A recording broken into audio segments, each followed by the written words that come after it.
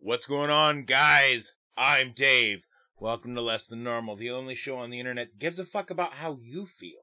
Now make sure you hit that follow button, because if you don't, I can't guarantee what the Murder Hornets are going to do. I don't know what the Murder Hornets are going to do if you don't follow, guys. So follow. Anyway, here's Chris.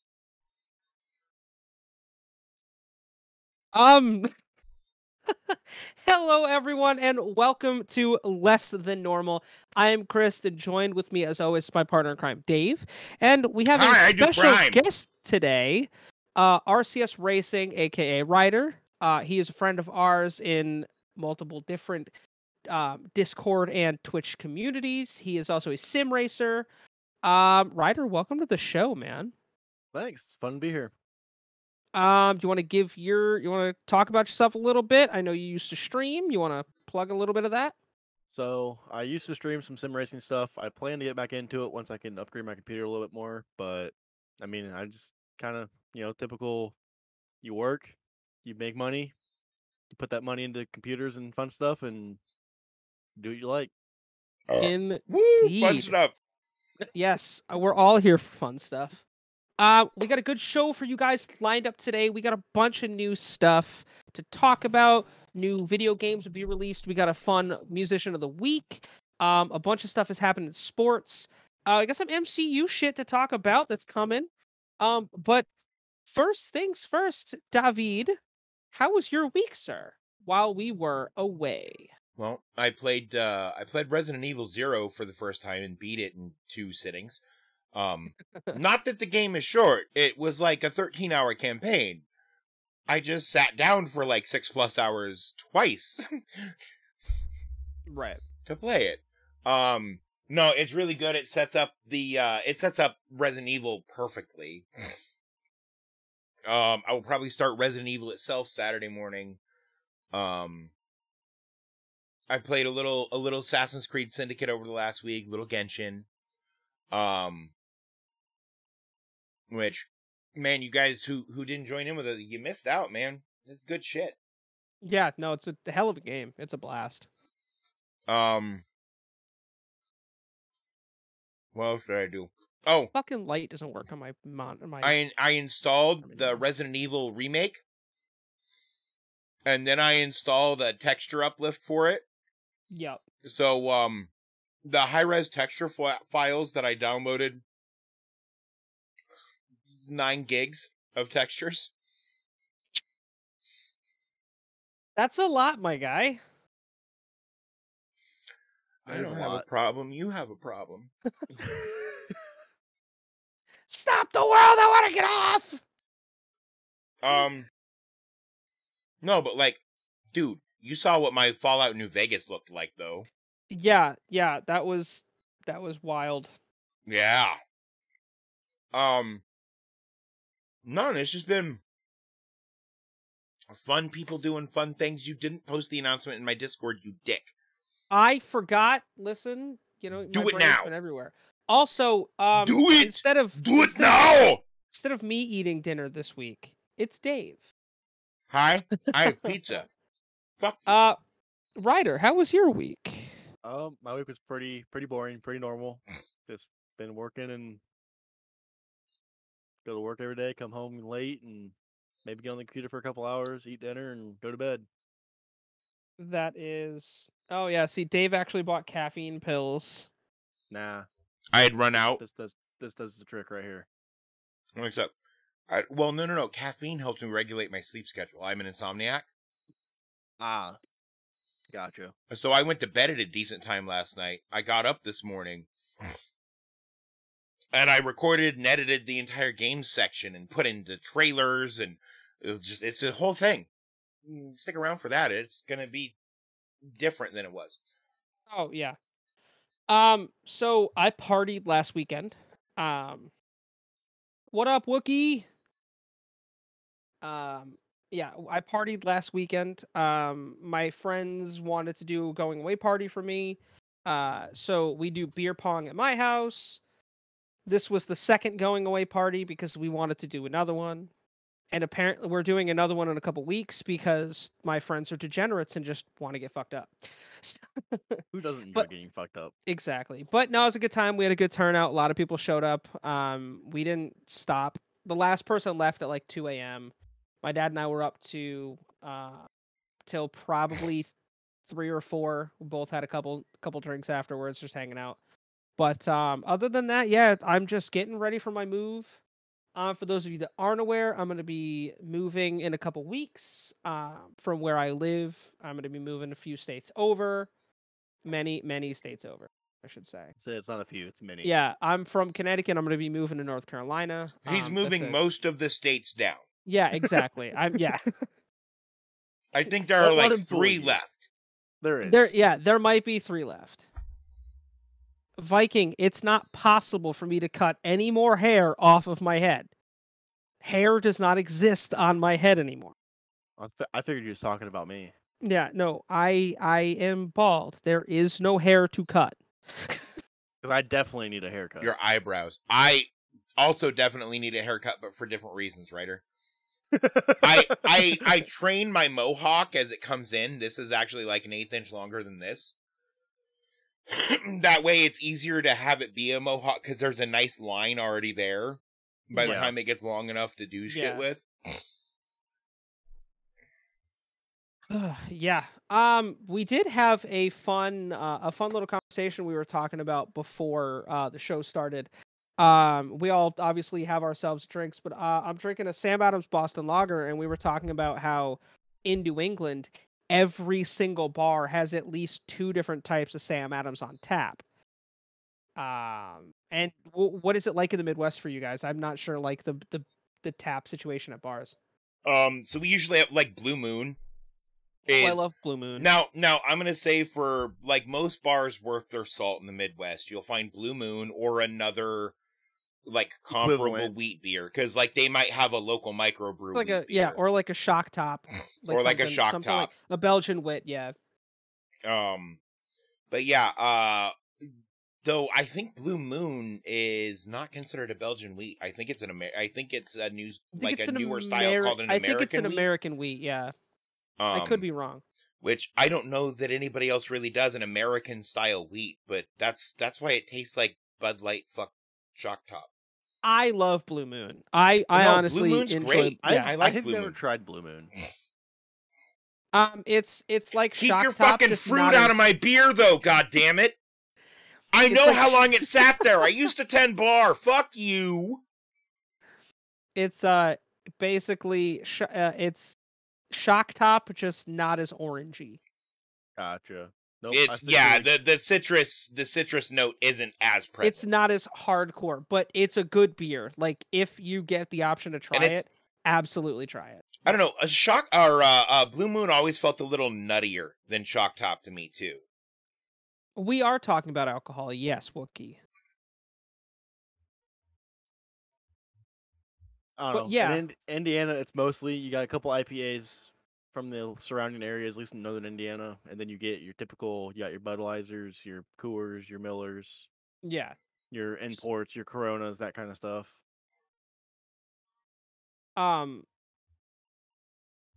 Yeah. I mean, that's kind of how it is here. It's a lot of Connecticut, or not even just Connecticut beers, but I mean, there's a shit ton of breweries in New England. Not just like microbrews and like independent shit, but a lot of big ones. Like Sam Adams Shipyard, like they're all in either Massachusetts or Connecticut. So not in my Christian Minecraft server, Wookie. I live in Nebraska, and there are microbrews, there are full size breweries that ship all over the country and some of them all over the world, though they're not major brands. The beer is as big in Nebraska as it is in New England, I would say. Right. Oh yeah. Well, I mean, but that's because we grow all the shit to make it here. Yeah. Well, so you you look at like grow everything. Missouri, Colorado. You got like Miller, Anheuser-Busch, Coors. Those are all in that vicinity. Area. Yeah. They're all. Then those are the main players. And I tell you what, some of the best Irish style stouts I've ever had that weren't from Ireland were local or regional breweries from around me. You know what's cool is, do you know where the U.S. based Guinness, like all of Guinness's U.S. based stuff is? It's in Connecticut. It's in Stamford. It's about an hour and a half from me. Which is super cool. Yeah, that's their production facility. Their main distribution center, I think, is in Missouri or Kansas. Yeah, but it's super cool that like their main like production center for the U.S. is based in Connecticut. Yeah. So that's why I can get fucking Guinness till the cows come home around here. Well, if they can't be in Old England, they might as well go to New England, right? Yeah. They had to be part of the meeting to be a part of the new one. But yeah, it's gonna be weird moving down south because like I'm so used to New England bars where there's get a just lot of moonshine. There's just a shit ton of fucking beer up here. Atlas, what up? Speaking of my Colorado homies. Hey, what's up, Atlas? You will get a crap ton of moonshines down. Well, where I'm gonna be in North Carolina is close to a lot of breweries. It's like the microbrew capital of the world, of like the U.S. or something. There's a fuck ton of like local breweries down there, so I don't know what their tap situations are going to be like. You go to a bar around there, but I know anytime I've gone places down south, it's really basic. There's like 4 things on tap, and I'm used to walking into any bar and there's at least 10 taps. See, the benefit of the Southeast, though, right? Is while they may not have a whole lot of beer on tap, they surely have a whole lot of beer. Like micro distilleries are more of a thing than microbreweries, right? So you'll get a lot of variety in like local liquor production. In the Southeast, from what I've been told, liquor is and very not just popular. Whiskey. Yeah. You'll get, like Ryder was saying, moonshine, and like he was only half joking. Yeah. Yeah, no, because there'll be restaurants. there are like places down there. Like we have a place. I don't remember where it's at now, but I was there once upon a time called like Granite City, right? That's a Yeah. chain. So you Couple got of them places in like that, Indiana. but like mom and pop places, they don't brew their own beer, but they have their own still, and they like make tequila, or they make, Yeah. it's not just whiskey. They make They'll all make a sorts of shit. moonshine. They'll make a rum, whatever it is. Or they'll Like- make whatever you call mezcal when it's not from that proper region of Mexico. Hey, Lauren, how's it going? Yeah, well, that's the thing. And for someone like me who's not really into hard liquor anymore, I'm gonna have to look for the places that really serve the beer, because that's like when I drink, that's my go-to. They I'm not into hard shit anymore. They So you do, will find- like, so this is going to sound crazy, but a lot of the microbreweries are getting into hard seltzers because you Yes. just mix liquor with seltzer water and flavoring. So there's like a Okay. direct connect there, right? And I know you're a fan of hard seltzers, so while they may not have microbreweries, they might have some really cool like micro seltzer stuff. Yeah, So that's some of something I too would is- definitely look for. I'm they, not they ashamed may not have a to lot say, of taps, Yeah. but they will surely have a lot of beer. Yeah, oh yeah, because they'll have like variety in bottle and can is going to be. Yeah. And honestly, like Alfred- as much as I like beer on tap, bottled beer tastes, almost as good. I mean, my Well, it's opinion, usually better for you because nobody cleans their tap lines like they're supposed to. That is true. Truth. but honestly, in my opinion, I know I'm drinking beer out of a can right now, but beer out of glass tastes way better than beer out of aluminum. I do, Atlas. We have one, I want to say an hour away from me. They serve like non-alcoholic stuff. What the point is a bar that's non-alcoholic? No, hang on. So it's more like a social club. Yeah. Like people go and hang out, but they don't feel necessarily pressured to drink. There are a few bars in my area that have giant like mocktail menus. Yeah. And you can there are good mocktails. There were a few that I made for people who are like, I want something fun to drink, but I'm the designated driver. The bar experience, yeah, exactly. Well, and that's like there is a non-alcoholic beer I buy. Is it O'Doul's? No, it's Good, because O'Doul's is trash. It's It garbage. is. It's garbage. It's No, so bad. It's It really is. It's called Athletic Brewing Company. I first heard about them through sponsorship with the Premier Lacrosse League. When I went out there a couple weeks ago to the event, they had a tent set up right outside the stadium that they were giving away free beer. So my dad and I were just grabbing, and you could grab as many as you want throughout the weekend. My dad and I, just to have the beer and not pay the fucking $16 they wanted for beer. And you don't even notice really a taste difference. It's a fantastic beer. Here's my thing though: who wants to drink beer for the taste of it? Good beer, I do, but I'm kind of a beer snob. Same. Like, See, so you when know how I some drink people give beer- tasting notes on like wine? Yeah. I do it on beer. Same. Yeah. Yeah. When I drink beer for one purpose and one purpose only, get fucked and that up. is to get fucked up. Yeah. No, I liked the athletic brewing stuff because like it made my life better as someone who was technically working the event while I was vlogging it. So I wasn't getting shit faced, but I was able to have a couple beers at a sporting event because there was nothing in it, Right. And again, great quality beer. And that's the same thing with like IPAs. You have to be careful when you buy IPAs because a lot of them are good, but you're covering up a shitty made beer with flavor. They just throw a bunch of shit at you. And like an IPA, an IPA is good when it has a clean taste and you don't taste like 30 different flavors. When it has a clean 'Cause- taste and there's a like heavy bite in it. Yeah, absolutely. That That's heavy, bitter, hoppy bite. that's a good made beer.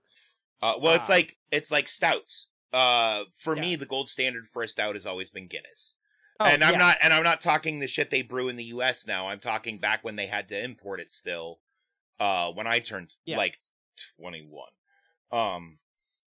God, I'm old. Dave, you're only like 6 years older than me. Yeah, I know. I still feel old as fuck sometimes.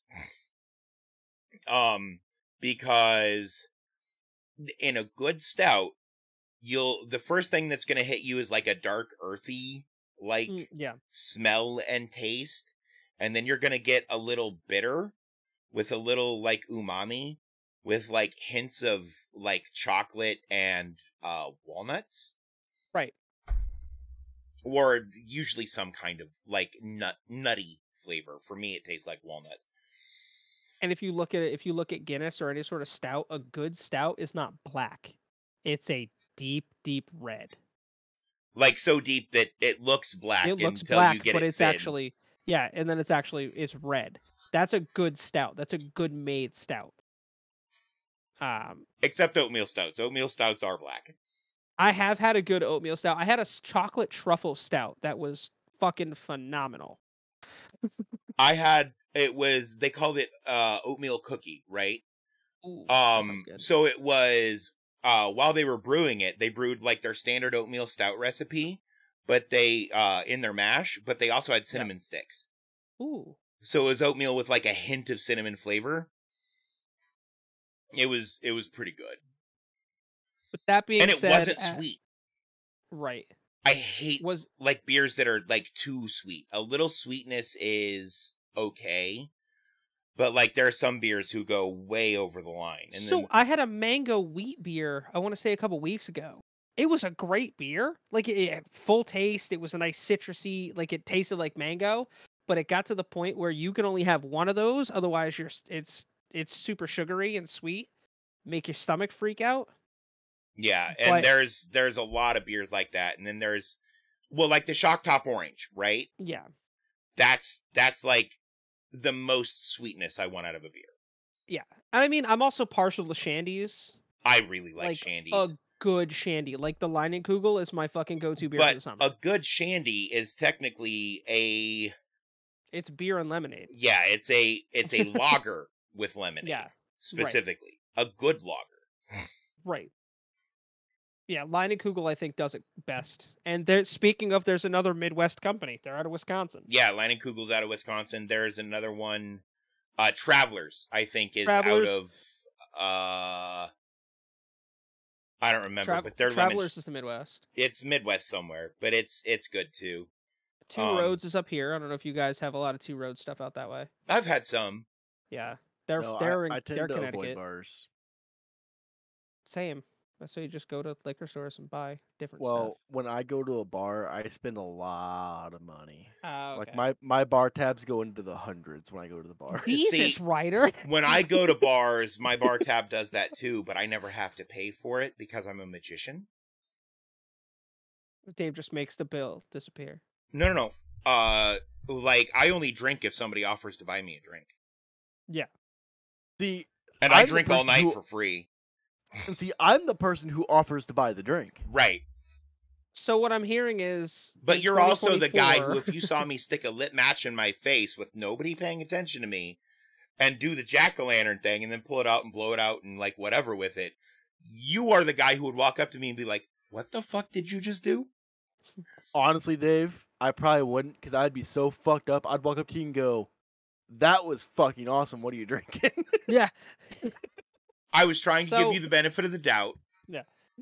So what I'm hearing, Ryder, is when I go to Indiana in May in 2024, we're gonna meet up and you're gonna be buying drinks. I got good bar we can go to. I'm going to the 500 in 2024, so you'll have to drive about 2 hours north of Indy, but I got a good bar we can go to. That's all right. Well, I plan on making a week of it up there anyway. But that being said, as a New Englander, Sam Adams holds a special place in my heart. Love me some Sammys. It's the best. I love it. See, and I'm dumb, but I'm partial to imports. Yeah. Like I'll take an imported German lager over Sam Adams. This guy, you grabbed 2 beers and we've only been live for a half hour. Oh yeah. It wasn't gonna make you. He's High like, five. yo, it'll be fine. He's like, it'll be fine. Yeah. It'll be fine. Ryder's a bigger dude, like he's not as big as me, but he's a bigger dude like me. He'll be fine. Are you sure I'm not as big as you? I outweigh you by at least 120 pounds. You think? How much do you think I weigh? I'd put you at 260, 270. The last time I weighed myself, I was 320. Okay, so I outweigh you by 60 pounds.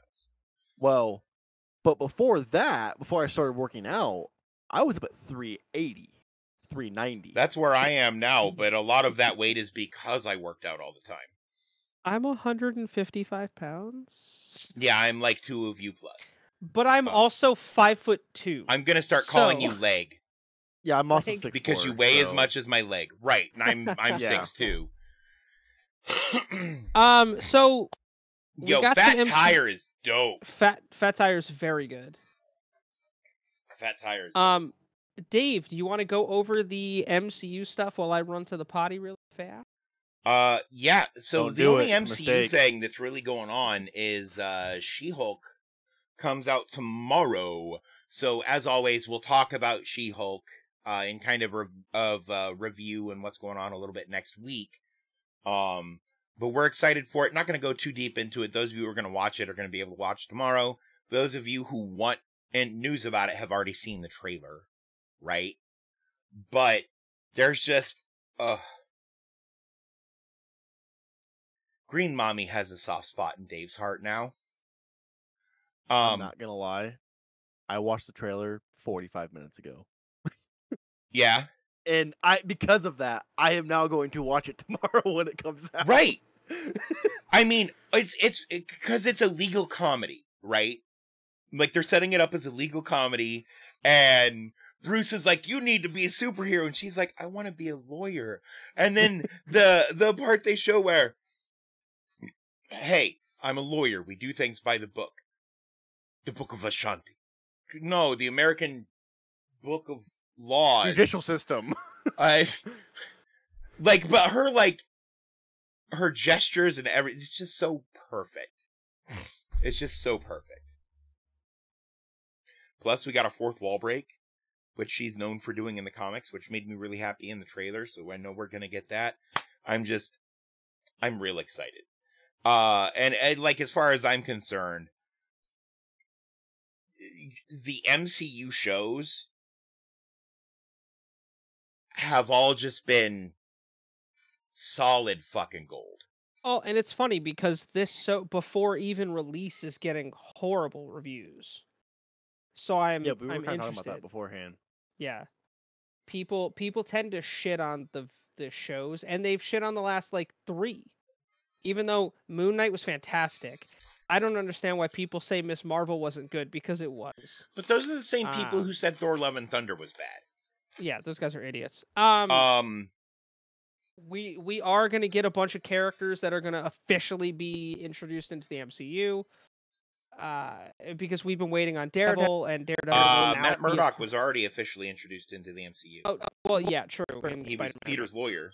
Yeah, but like, yeah, Shush for the you. show portion, we'll get him.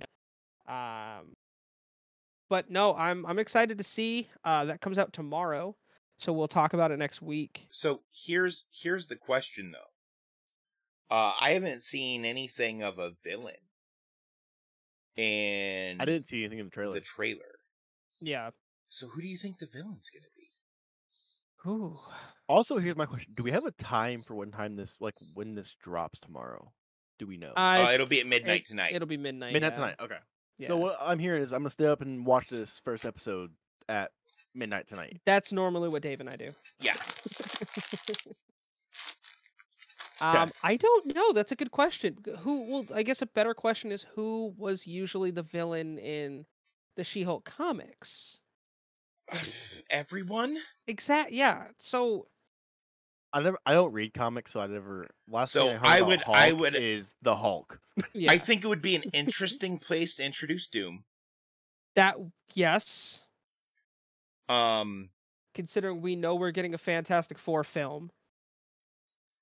I also think it would be an interesting place to bring the leader back in.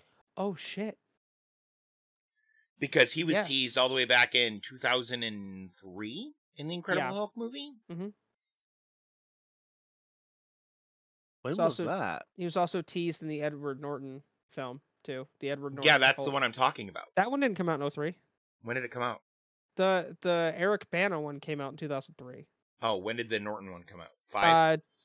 20 or 2008, I think. 2009. Was it? 2000... I know it was the movie immediately following Iron Man. Well, Anyway, when did Iron Man come out? 6-1 fucking 2008. forever ago. 2008. Okay. When did the first Spider-Man come out? Like 2002. I don't know. I think it's going to be good. Yeah, I'm excited. And I don't care what people who allegedly have seen this and that are saying on the internet. That ass does not belong to Shuri. No. Agreed. Probably there'll probably be like nods of it, but I doubt we're going to get anything. Oh, I doubt it's going to be a major plot point. Wait, did I miss some ass in the trailer or something? No, for the Black Panther trailer. The Black Panther trailer. Oh. You see ass and everyone's like, "Oh, it's Shuri." That is a man's ass. 100% that looks like a man's ass to me. And about 4 inches too wide to be Shuri in the hips. And it's about 4 And the inches trunk. too thin to be M'Baku. Because the man who plays M'Baku is built like a fucking freight train. Yeah, dude, Winston Duke is a big guy. Winston Duke is a beast in the most respectful and best kind of way. He is just built. And he's not even, it's not even like he's like fat or anything. He's just muscularly built like a brick shithouse. Well, I mean, he's built like I was before I stopped being able to go to the gym, work out and shit. Yeah. So what you're saying is he's built like The Rock. More like Chuck Liddell. More like Chuck Liddell, yeah. So he doesn't necessarily have like all the tone and shit. No, he's built like Francis Ngannou. If there's any person I could say body type wise, he's just tall and fucking yoked. And would murder you with one punch. Probably. You can ask Steve what yes, Francis Ngannou. I have been saying that since before the trailer. Yep, that is what Dave and I have both said, Atlas. So are they releasing another Black Panther? Yes. Yeah, Wakanda Forever comes out November 11th. I just know shit like this now. Oh my god. Well, because how many times have we talked about this now in the last couple months? Like every episode? Yeah, but every single week we talk about Black Panther because I'm excited. Black Panther's always been one of my favorites. I fucking loved the first movie. Never saw it, to be honest. Nah, you're missing out. See, I don't watch a lot of movies unless they involve action and or cars. This has both. As in, like, Fast and the Furious type movies. Oh, Ryder. Wait.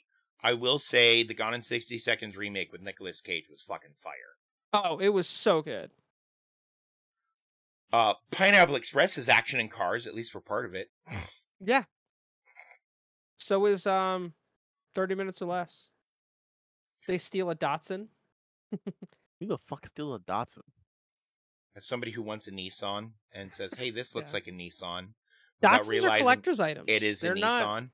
Yeah, Datsuns are collector's items now. I don't know why, but yes, I know. Yeah. Dude, you want to talk about collector's items? I sold my 91 Fiero 2M4 for $250 6 months after I bought it. I bought it for $50. What was wrong with it? As nothing. It just didn't want the Fiero. No. Okay, I will tell you what's wrong with it. It was a friend of mine's car, and she decided to play chicken with a fence and smashed up the front fascia, so I just pop riveted it back together and put the bra on it. And you couldn't even tell. And the car bra? Yeah. The bra. So what you're saying is she played chicken with a fence and the fence won. Right, and her parents got pissed at her, so they sold me her car. For $50. That is for $50. That is the best lesson you can learn. Hi, you want the car here? Gone. So I bought it. I had it for 6 months. Right after I turned 18, I bought my Formula and I sold the Fiero for $250 to a buddy of mine because he needed a car. Right. Right. And then 2 weeks later, one of the regulars comes into work and he's like, "I didn't see your Fiero out there. I didn't think you were working today." And I said, "Oh no, the Formula is mine now." He says, "Oh, you still got the Fiero?" I said, "No, why?" He said, "Well, I was going to offer you $3,000 for it if I knew you didn't want it." Shit. Hang on a second, let me make a phone call. "Hey, homie, I will buy that son of a bitch back from you for $1,000. He says, "Dude, I rolled it last night and it's an impound." I said, "How the fuck you roll a Fiero?" Yeah. Well, how fast were you going? It sits shit. 2 inches off the ground, and the top of it's only 2 feet off the ground.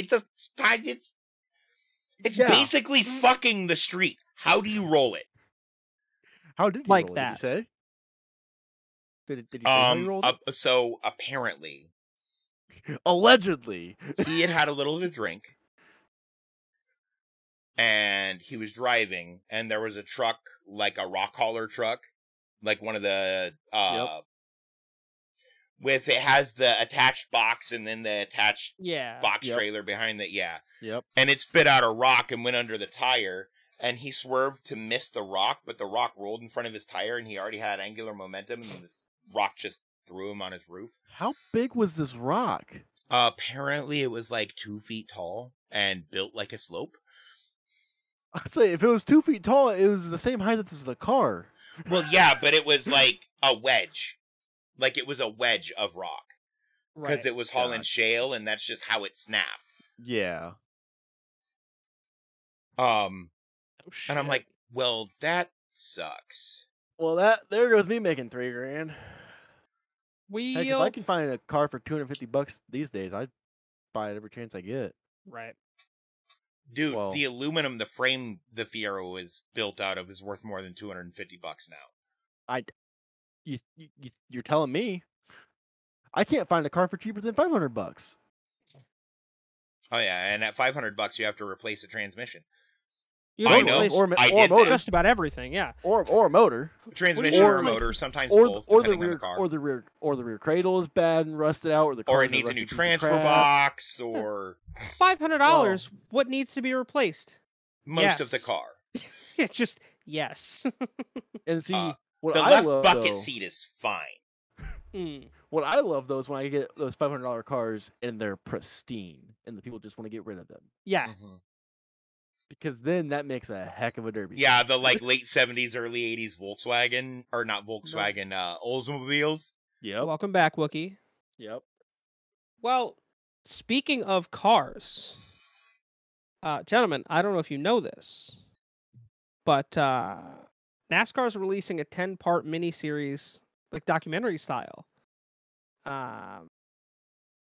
That is coming out. Are they going to September bust this 1st. documentary down sexual style? They are. They're gonna bust it down sexual Are style. they going to do it better than Netflix did? What with the crew? No, with whatever they did with Bubba Wallace. Oh no, that was a good. They did a good job on that. Nah, I don't know about that. But it's basically NASCAR's response to Drive to Survive, which is what Formula One's been doing. Wasn't that Except supposed to be crew? no. Or what? Um, Netflix was supposed to have something that was supposed to be like NASCAR's counter to Drive to Survive, wasn't it? it's no. The crew was always supposed to be the comedy aspect of it. So it's supposed to be a sitcom, multicam sitcom. But Like, Arrested Development. yeah, in a sense, that was kind of their vibe. But this is their counter to Drive to Survive. We all actually watched the trailer beforehand. Speak for yourself. Looks interesting. I had it on. I didn't watch it. What the heck, Dave? No, it looks all right. So Dave's not a huge fan of like racing. Like I'll watch Talladega, I'll watch like street race stuff because Talladega's interesting because Big Rex. oh my god, because it's just chaotic. It's the largest oval on the schedule. less so since they made it a restrictor plate race, but still. It's the largest oval in the world. No, You sure? nope, yeah, That still ran? Mhm. What's bigger Yeah. than it? the track at Monza. That's not ran still though. The Yes, it oval is. at Monza, no. The They oval still at they run Monza- it. They are rebuilt, or they rebuilt it either last year or they finished rebuilding a couple years ago, Okay. something like that. But yeah, So it's been revamped. Heidi. Mhm. And It's we bigger. talked about Green Okay. Mommy, Wookie. We did talk about Green Mommy. We love Green Mommy. Ryder, who was not interested in Green Mommy, saw the trailer for Green Mommy, and now Ryder's in. Yeah. Basically. Yes, She-Hulk. Yes. To where I will be the one to say it. Step on me, Green Mommy. Yeah, Danger's here now. I can't say it anymore. Although Danger, if Green Mommy becomes real and wants to crush my head between her thighs, I'm probably gonna have to let her. The primary reason being, she's stronger than me, and it would be real hard to say no. You're not wrong. Just yeet shit. Yeah, basically. As long as she can watch, she's okay with it. Fair. But no, like, I think it's interesting that they're not putting it on a streaming platform and it's going to be aired on USA Network. It'll go on a streaming platform. Oh, yeah, for sure. Like, who owns the USA Network? NBC Universal. Yeah. What streaming platform does NBC Universal have? Peacock. It's Peacock, isn't it? I mean, as long as we can all ignore the Austin Dillon reality show because it's fucking awful. I have not watched any of it because that's how much I dislike Austin Dillon. Same. But what? I'm trying to talk chat. Okay, look, Wookie. The title of the stream is 3 Guys Walk Into a Sports Bar. Because I knew this is what it was going to be today. I knew it. And so I did the thing. Also, D, in regards to your She-Hulk smash, if it fucks, it fucks. Indeed. And her dating life, based on the trailer, seems to be kind of a... It fucks type situation. Focal point. Yeah, doesn't she carry someone? She carries a guy through a door, and it's so adorable. The first time I saw that, I was reminded of the image I have in my head of D carrying you like that, which has never happened, but I want it to because that's a fun thought for me to have. Dave just likes the fact that I'm tiny, and he never lets me forget it. And he also just has all these scenarios in his head of which he could laugh because he'd find people bigger than me to do things like that. A, that's the only one. And B, it's not just because you're tiny. That would be pretty comical. You are the only person thin enough that I'm confident D could pick up without an issue. Because she could not pick me up like that. There's no way in hell. No offense, D. I'm sure you're strong as fuck, but I doubt you could carry me like a baby. Yeah, same here. I don't think I've ever seen a picture of D. I am a large person.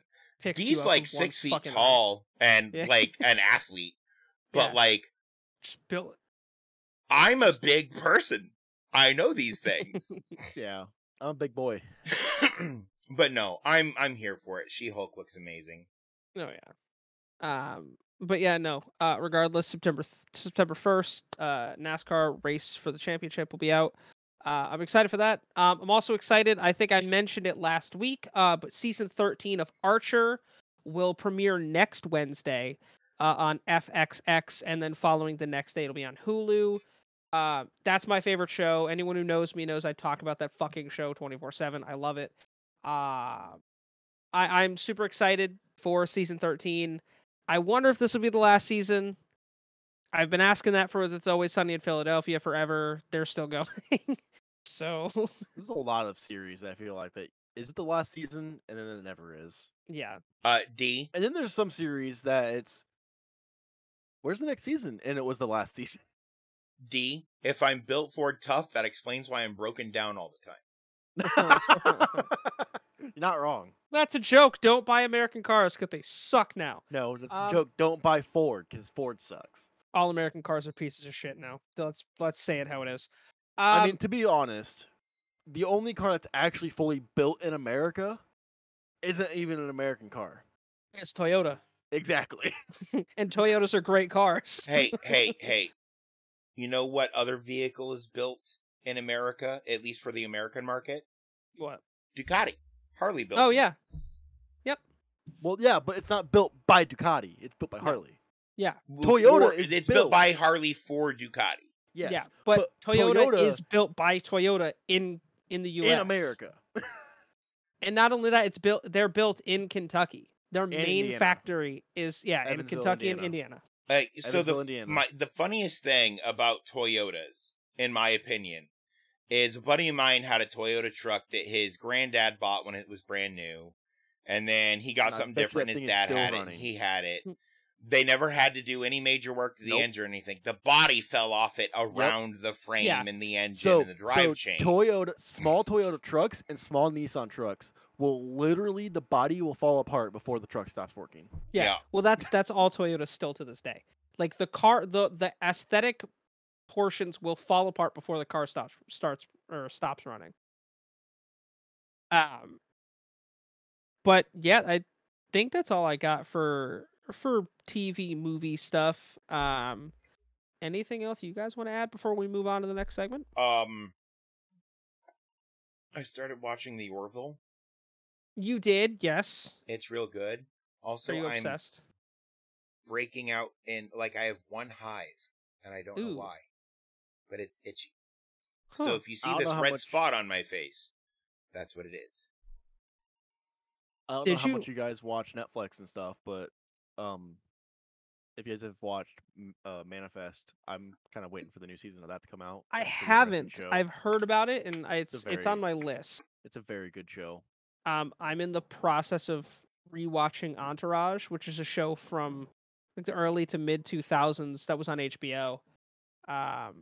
Which is a show my dad and I used to watch all the time. That's on my list. My list includes that and includes the newest season of Stranger Things. There's like a bunch of shit on there. The newest season of The Boys I haven't seen. See, the Orville is a show that if I'm going to watch it, though, I have to watch it. I can't have it on in the background and listen to it. Yeah. Because then I just hear Brian Griffin talking to everyone, and it weirds me the fuck out. Well, and like I was telling Dave, because he started watching it and I joined with him because I've seen the series a bunch of times. And I told him, as someone who didn't really watch Star Trek because I just didn't fully enjoy it, it's like Star Trek, but it's written better. It's not written better, it's a comedy. Star Trek was drama. Right, and it's not but it's also not a full comedy because in the Orville they hit on a lot of subjects, it's a serious dramedy, subjects, but and still, it's but like it's just written better. like every Seth MacFarlane project is a dramedy. No, every Seth MacFarlane except for the Orville is satire, humor, and like stupid stoner stuff. Yes. That's not true. His movies aren't like that. But like Family Guy and American Dad are all just like Okay, but Family Guy and Seth American MacFarlane- Dad also hit on like deep, weird drama stuff, but they do it in satire. right. Did you know that Family Guy was supposed to be originally a children's cartoon? Yeah, And you know that SpongeBob shit's was already been canceled twice. Yeah, and SpongeBob was supposed to be an adult cartoon. Yeah, They Look live in how that turned Bikini out. Bottom. Yeah, did you ever see the episode where SpongeBob's buried underground and Mr. Krabs grabs his nose and picks him up, Yep, but then when yeah. he picks him up, it's not his nose? yeah. Like that show is not for kids.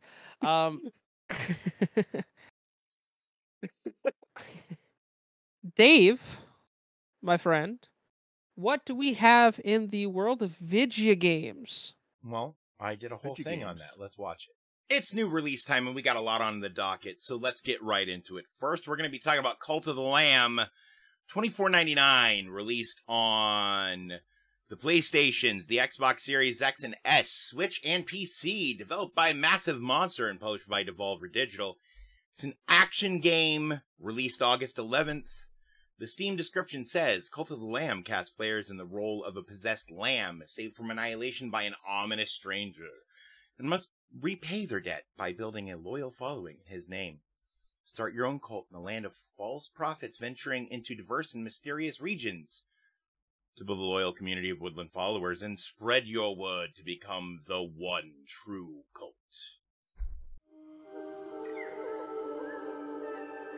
Come on, God. Now. What?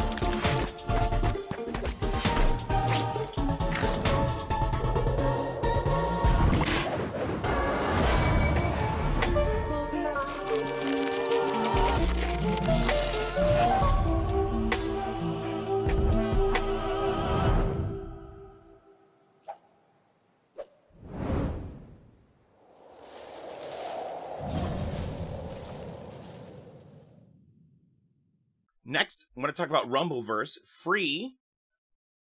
100% free. Available on the Epic Game Store on PC. Released on the PlayStation 5, PlayStation 4, the Xboxes, and PC. It is 1 to 40 players by Iron Galaxy Studios, published by Epic Games. Action title, also released August 11th. The description on the Epic Store says, Rumbleverse is an all-new free-to-play 40-person brawler royale, where anyone can be champion. You play as your own unique citizen of Capital City. Nice pun, Dev. As you battle your way to victory. Customize your fighter by mixing and matching hundreds of unique items and stand out from the crowd. Get launched from a cannon. Drop into the streets and prepare to throw down. Where you land is up to you, but beware, there's chaos around every corner and on top of the tallest skyscraper. Leap from rooftop to rooftop and smash open crates looking for weapons and upgrades. Each round is a new opportunity to discover new moves and perks that'll give you the edge in your quest for glory. And we have a trailer for you for that one, right? Looking for action? You found it! Welcome to the Rumble! The most glorious warriors are gathered here today.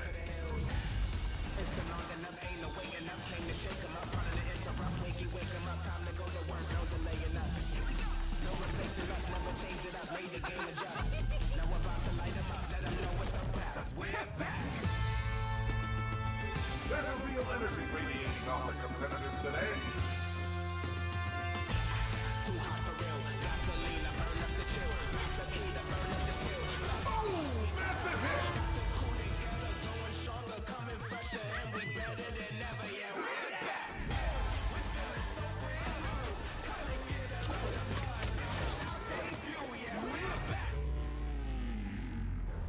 Oh, yikes! Amazing! What an outstanding match! Next up is Marvel's Spider-Man. Finally released on PC August 12th by Insomniac Games, published by Sony Interactive Entertainment, is an action title rated T for teen. Developed by Insomniac Games in collaboration with Marvel and optimized for PC by Nixxes Software. Marvel's Spider-Man Remastered on PC introduces an experienced Peter Parker who's fighting big crime and iconic villains in Marvel's New York. At the same time, he's struggling to balance his chaotic personal life and career with the fate of Marvel's New York resting upon his shoulders. It's a Spider-Man game. It's 4 years late, but it's a Spider-Man game.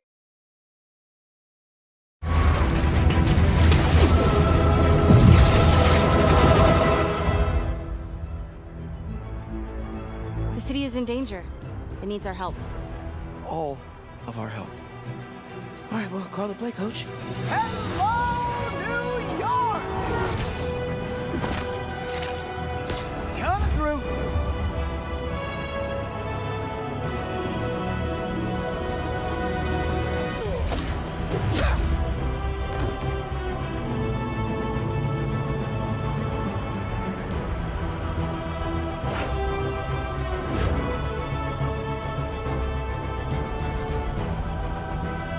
You know, people don't use banks anymore. You're lucky you found actual cash. I don't know if I can beat him. Maybe you can't. Maybe Spider-Man needs help. Guess I gotta play harder to get. I don't feel like a failure. I feel like me. Get more backup. And lock down the airspace. You have to learn to swallow that Parker pride and accept that you're human, like the rest of us.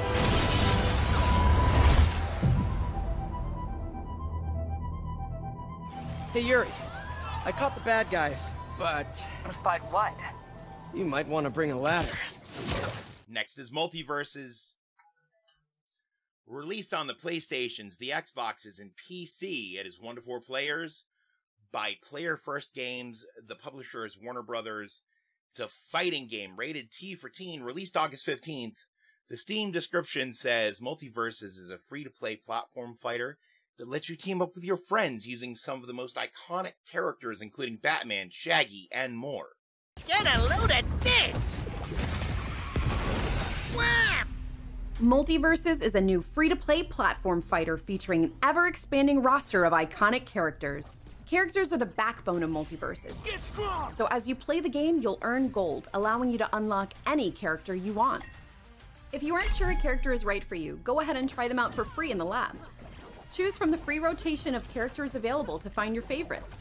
You'll also get gold by completing challenges and playing online. In addition to characters, you can use gold to unlock perks. Each character has their own unique reward track filled with perks and cosmetics specific to them. Want to unlock characters faster or snag other cosmetics? Purchase Gleamium via the in-game store. Gleamium cannot be used to level up characters or unlock character perks. Only way to do that is by playing the game. Sorry, dog. And you don't need to worry about loot boxes, as we'll never have them in Multiverses. This'll be fun. Looking for even more ways to personalize your character? Then you'll want to dive into the Multiverses Battle Pass. The Battle Pass gives you access to several tiers of free content to unlock character skins, gold, emotes, and more. If you want additional cosmetic upgrades, purchase the premium track for even more tiers. Multiverses is a player-first experience. To earn rewards, simply jump in and play. Next up is Blossom Tales 2, the Minotaur Prince. $14.99. Multiverses was free, by the way. Blossom Tales 2 released on the Switch and PC, developed by Castle Pixel for Platonic Friends. Again, nice pun. It is an action title released on the 16th. The Steam description says the Minotaur King has returned, and it's all your fault. Lily's back for a new classic action adventure set hundreds of years after the Sleeping King.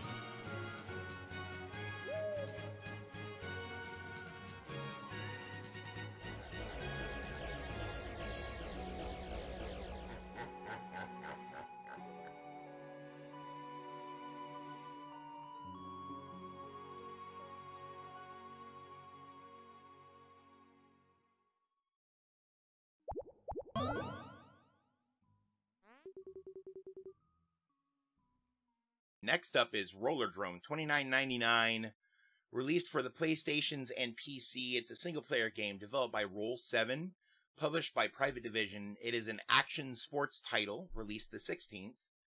Steam says Roller Drone is a third-person action shooter that seamlessly blends high-octane visceral combat with the fluid movement and tricking mechanics into one complementary, challenging whole to create an original, adrenaline-pumping shooter experience like no other.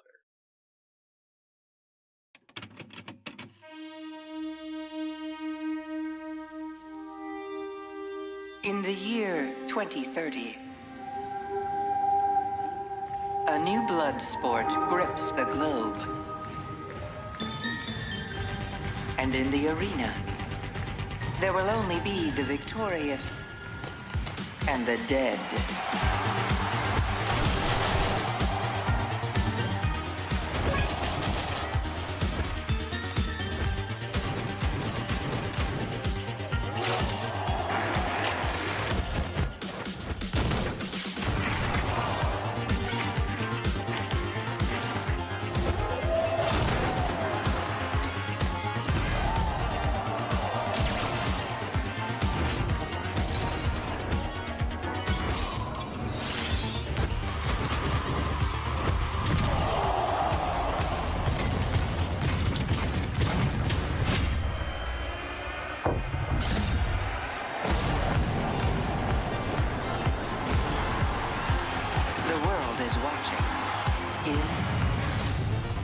Rollerdrome.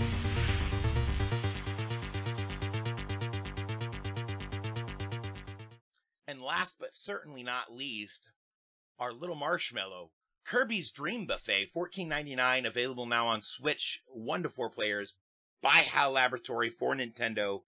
It is a platforming game, because it's Kirby. Released August 17th, rated E for everyone. The description on the Nintendo Store says, have a feast of fun with family and friends in Kirby's Dream Buffet for the Nintendo Switch family of games. Roll through a smorgasbord of food-themed stages and delicious 4-player competition as a rounder-than-usual Kirby. Anyone can take the cake in Kirby's Dream Buffet. This digital game is available exclusively for Nintendo Switch.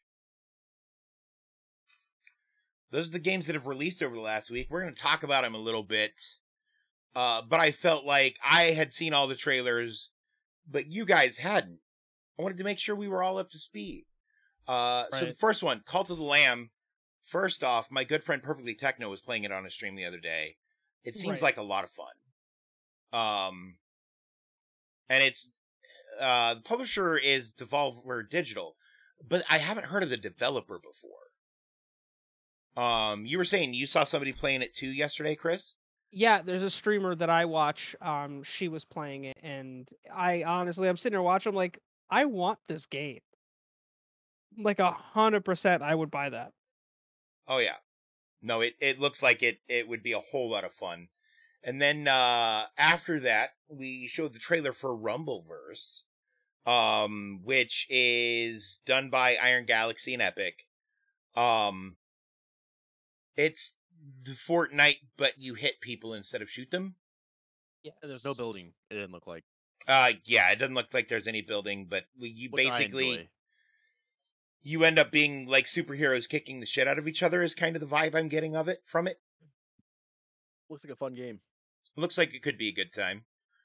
And then of course there's Spider-Man. Finally, 4 years later than it was released on PlayStation. But at least they gave us better shadows and RTX reflections, I guess. Well, does PlayStation can't even do any of that, can they? The RTX stuff? I don't know. I don't think they can. I know Xbox I think has like a NVIDIA graphics system in it, but I don't think they don't. No. They both use the Ryzen platform for the processing with, I believe, Vega graphics chips. Oh, so I was thinking for some AMD. reason the Xboxes had a NVIDIA system in it. But I guess AMD probably has a ray tracing RTX style thing they can do. I'm sure. Oh yeah. But I'm excited for it. That's one I look forward to playing when I can pick it up.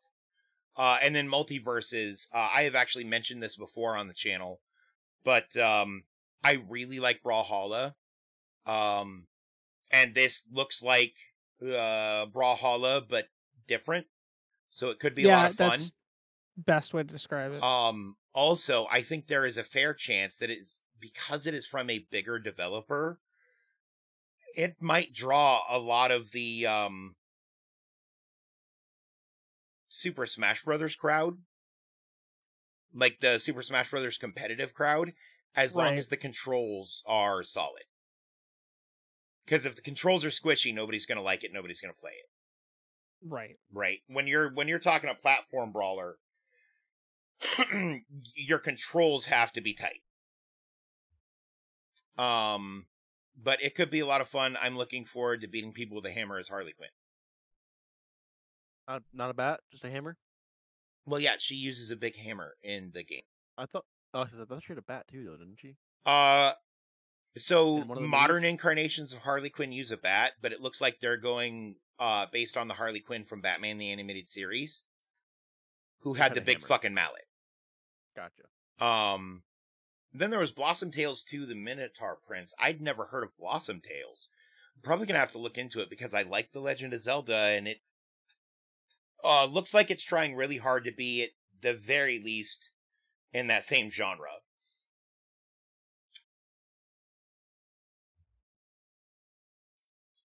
So I'll probably see how much the first one is. Might pick that one up and play it. Because I like that style of game. Chris, you still with us?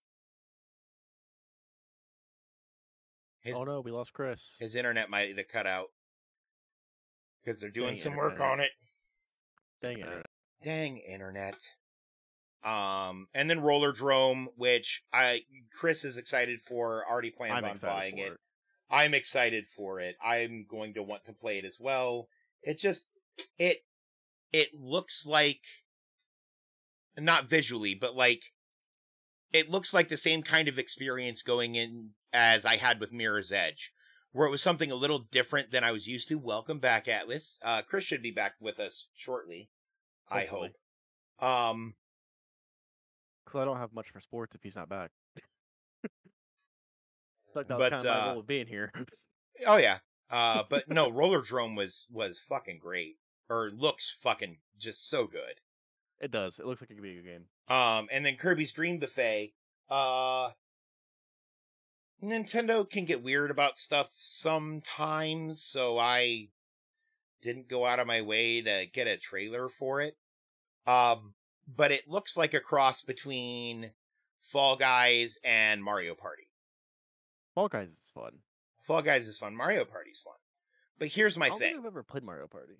If I want to play Fall Guys or Mario Party, I'm going to play Fall Guys or Mario Party. And there goes Chris. Oh, am I back? You are back. You're Welcome back. Welcome back.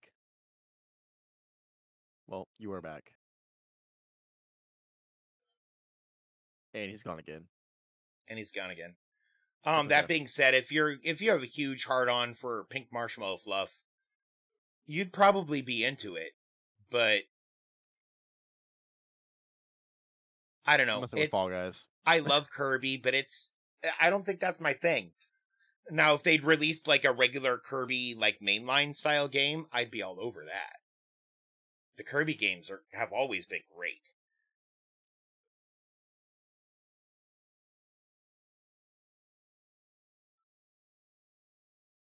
Give us a moment while Chris tries to claw his way out of hell.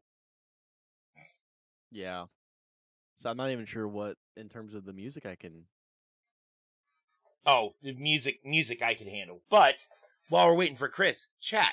What are some things coming up, TV show-wise, video game-wise, or whatever, that you're looking forward to?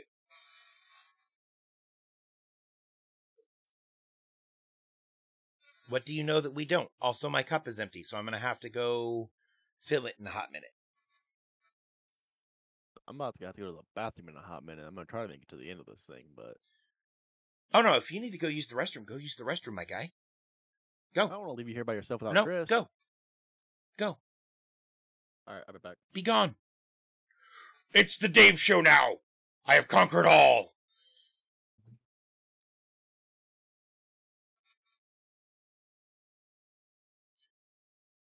What's up, D? What was supposed to be added for Halo Infinite? I didn't see anything about that. Oh, yeah. Yeah, Infinite would be a blast co-op, but I think that's a thing we're going to have to wait a hot minute for. And I'm curious how they're going to do Forge, since they changed the format so fucking much.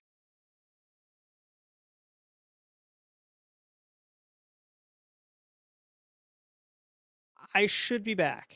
I think you're back. Okay. I'm just bullshitting with chat. Like where did Ryder go? He went to go potty. Ah, indeed. Yes, I apologize for that. They are messing with the internet at my house. We're moving the router from where it is to another place in the house, so my internet went bye-byes. But no, the Roller Drome game, which you and I had talked about before, it looks like really good. Like that's probably a game I'm gonna pick up, and I'll probably stream it on my own channel. Like genuinely, that looks like something. You know, it reminds me of obviously like how like Roller Champions, which just came out, which Dave and I have both played a bunch. Just like a different vibe to it. And as someone who plays Skate a bunch, like that's another thing for me that's going to draw me in. Is Right. it's that action sports game. See, and for me, You know, I got like a Mirror's Edge vibe from it. yeah, that too. Which that's a great gaming series. That's definitely a great game series. But Oh, yeah, yeah. it's that action sports style game. And it's unique. Who else is doing that? Like, there's no game out there that I could think of that does that. No, and they've done games like this a lot in the past. Right. But no, I'm here for mixing it up. I don't know. I'm real excited for it. Blossom Tales looks fun. I'm probably going to check that out at some point. And like I said, I'm probably going to check out Multiverses. That might be a thing since it is free to play and available on so many different platforms.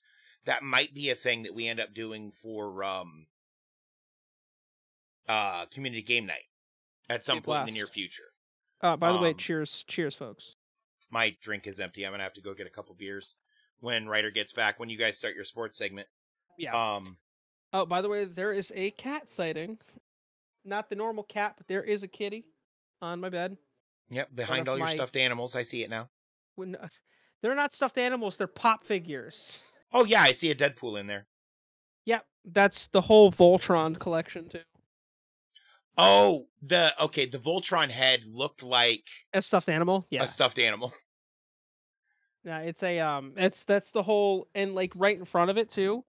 I don't know if you can see it, but that's all the Voltron Paladins. I have Pennywise. I have Deadpool. I have Han Solo. I have Korg. Hidden behind there is Becky Lynch, who is a WWE wrestler. Yeah, I got some nerdy shit. Guess what I found the other day? What did you find, Dave?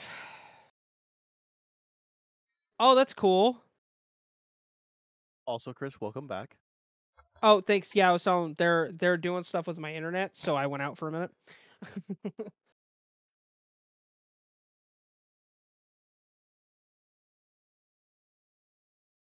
What are we reading? Oh, we're reading to see what age it is. Yeah, it's from 2016, so it's a newer one. It's modeled. Looks like it's modeled after a very old one. Yeah, it is 70s maybe. Harley Quinn didn't exist in the 70s. Oh, Harley Quinn was created for Batman the Animated Series in the 90s. Well, it kind of looked like the 70s style.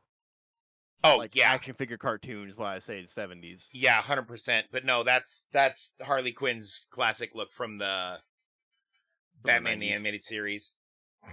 Which was probably honestly based in the 70s. Because isn't like most of Batman, except for like the newer ones, based in the older? No, they're based in, honestly, whenever they're released. That's the time frame they kind of go off of, with the exception of The Batman, which takes place, I believe, in the 80s. Like mid to late 80s. So, Normal Forge on steroids. Nice. We get to move on to a little bit of sports talk. Dave's going to set it up. Doing it on the fly. Here at LTN Media, we are professionals. I forgot whether he was Marcus or Drew. Don't judge me. The Premier Lacrosse League stopped in Salt Lake City for Week 10 action. Friday night saw Whipsnakes impose their will over Atlas 16-8. Whips were so dominant in this one. They were leading 12-1 at halftime. But yet again, we talk about face-off man Trevor Baptiste for Atlas, who went 18 for 26 in the circle and had a 2-point goal. He's just simply brilliant. There's nothing else to say about him that hasn't already been said.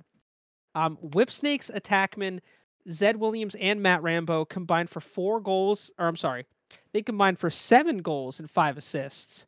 Only 3 players on the Whips didn't have a point, which is impressive.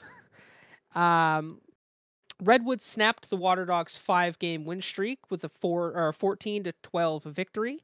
Ryder Garnsey and Charlie Bertrand both had hat tricks for Woods, while Michael Sowers netted 4 goals for Water Dogs.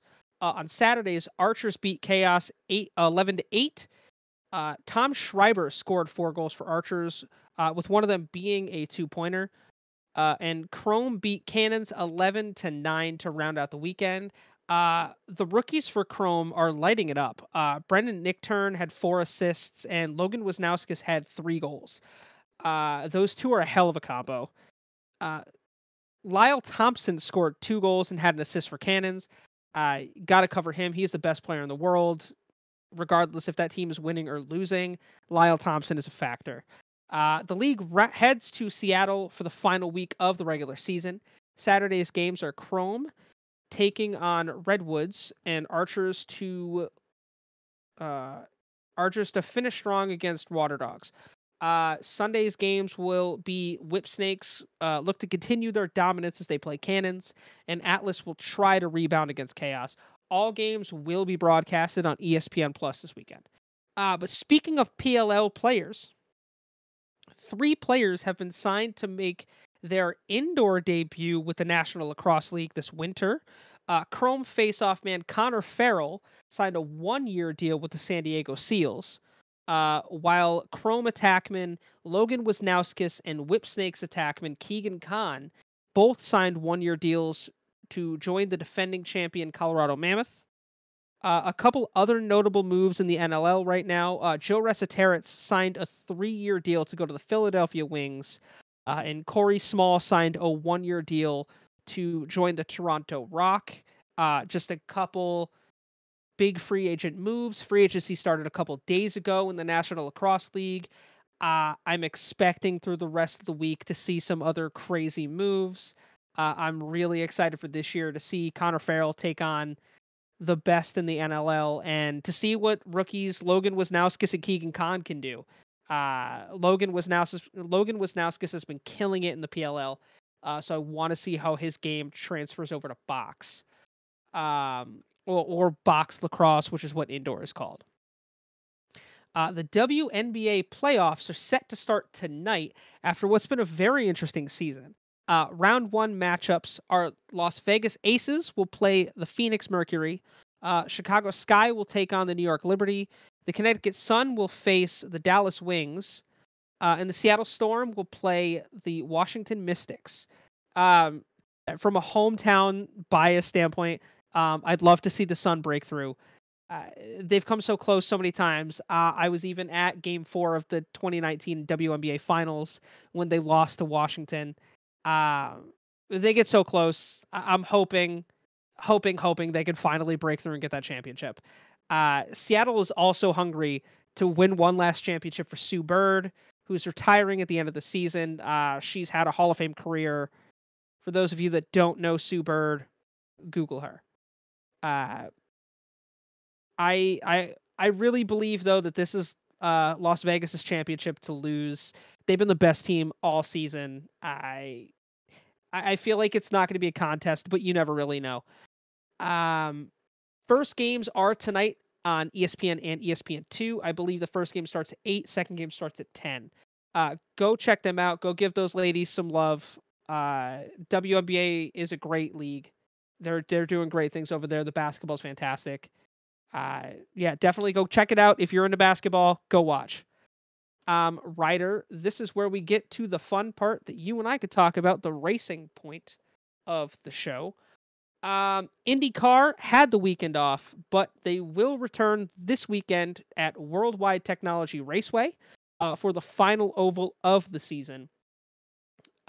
We'll see if last year's winner Joseph Newgarden can keep his oval dominance alive this year. He's won every oval except for the Indy 500 this year.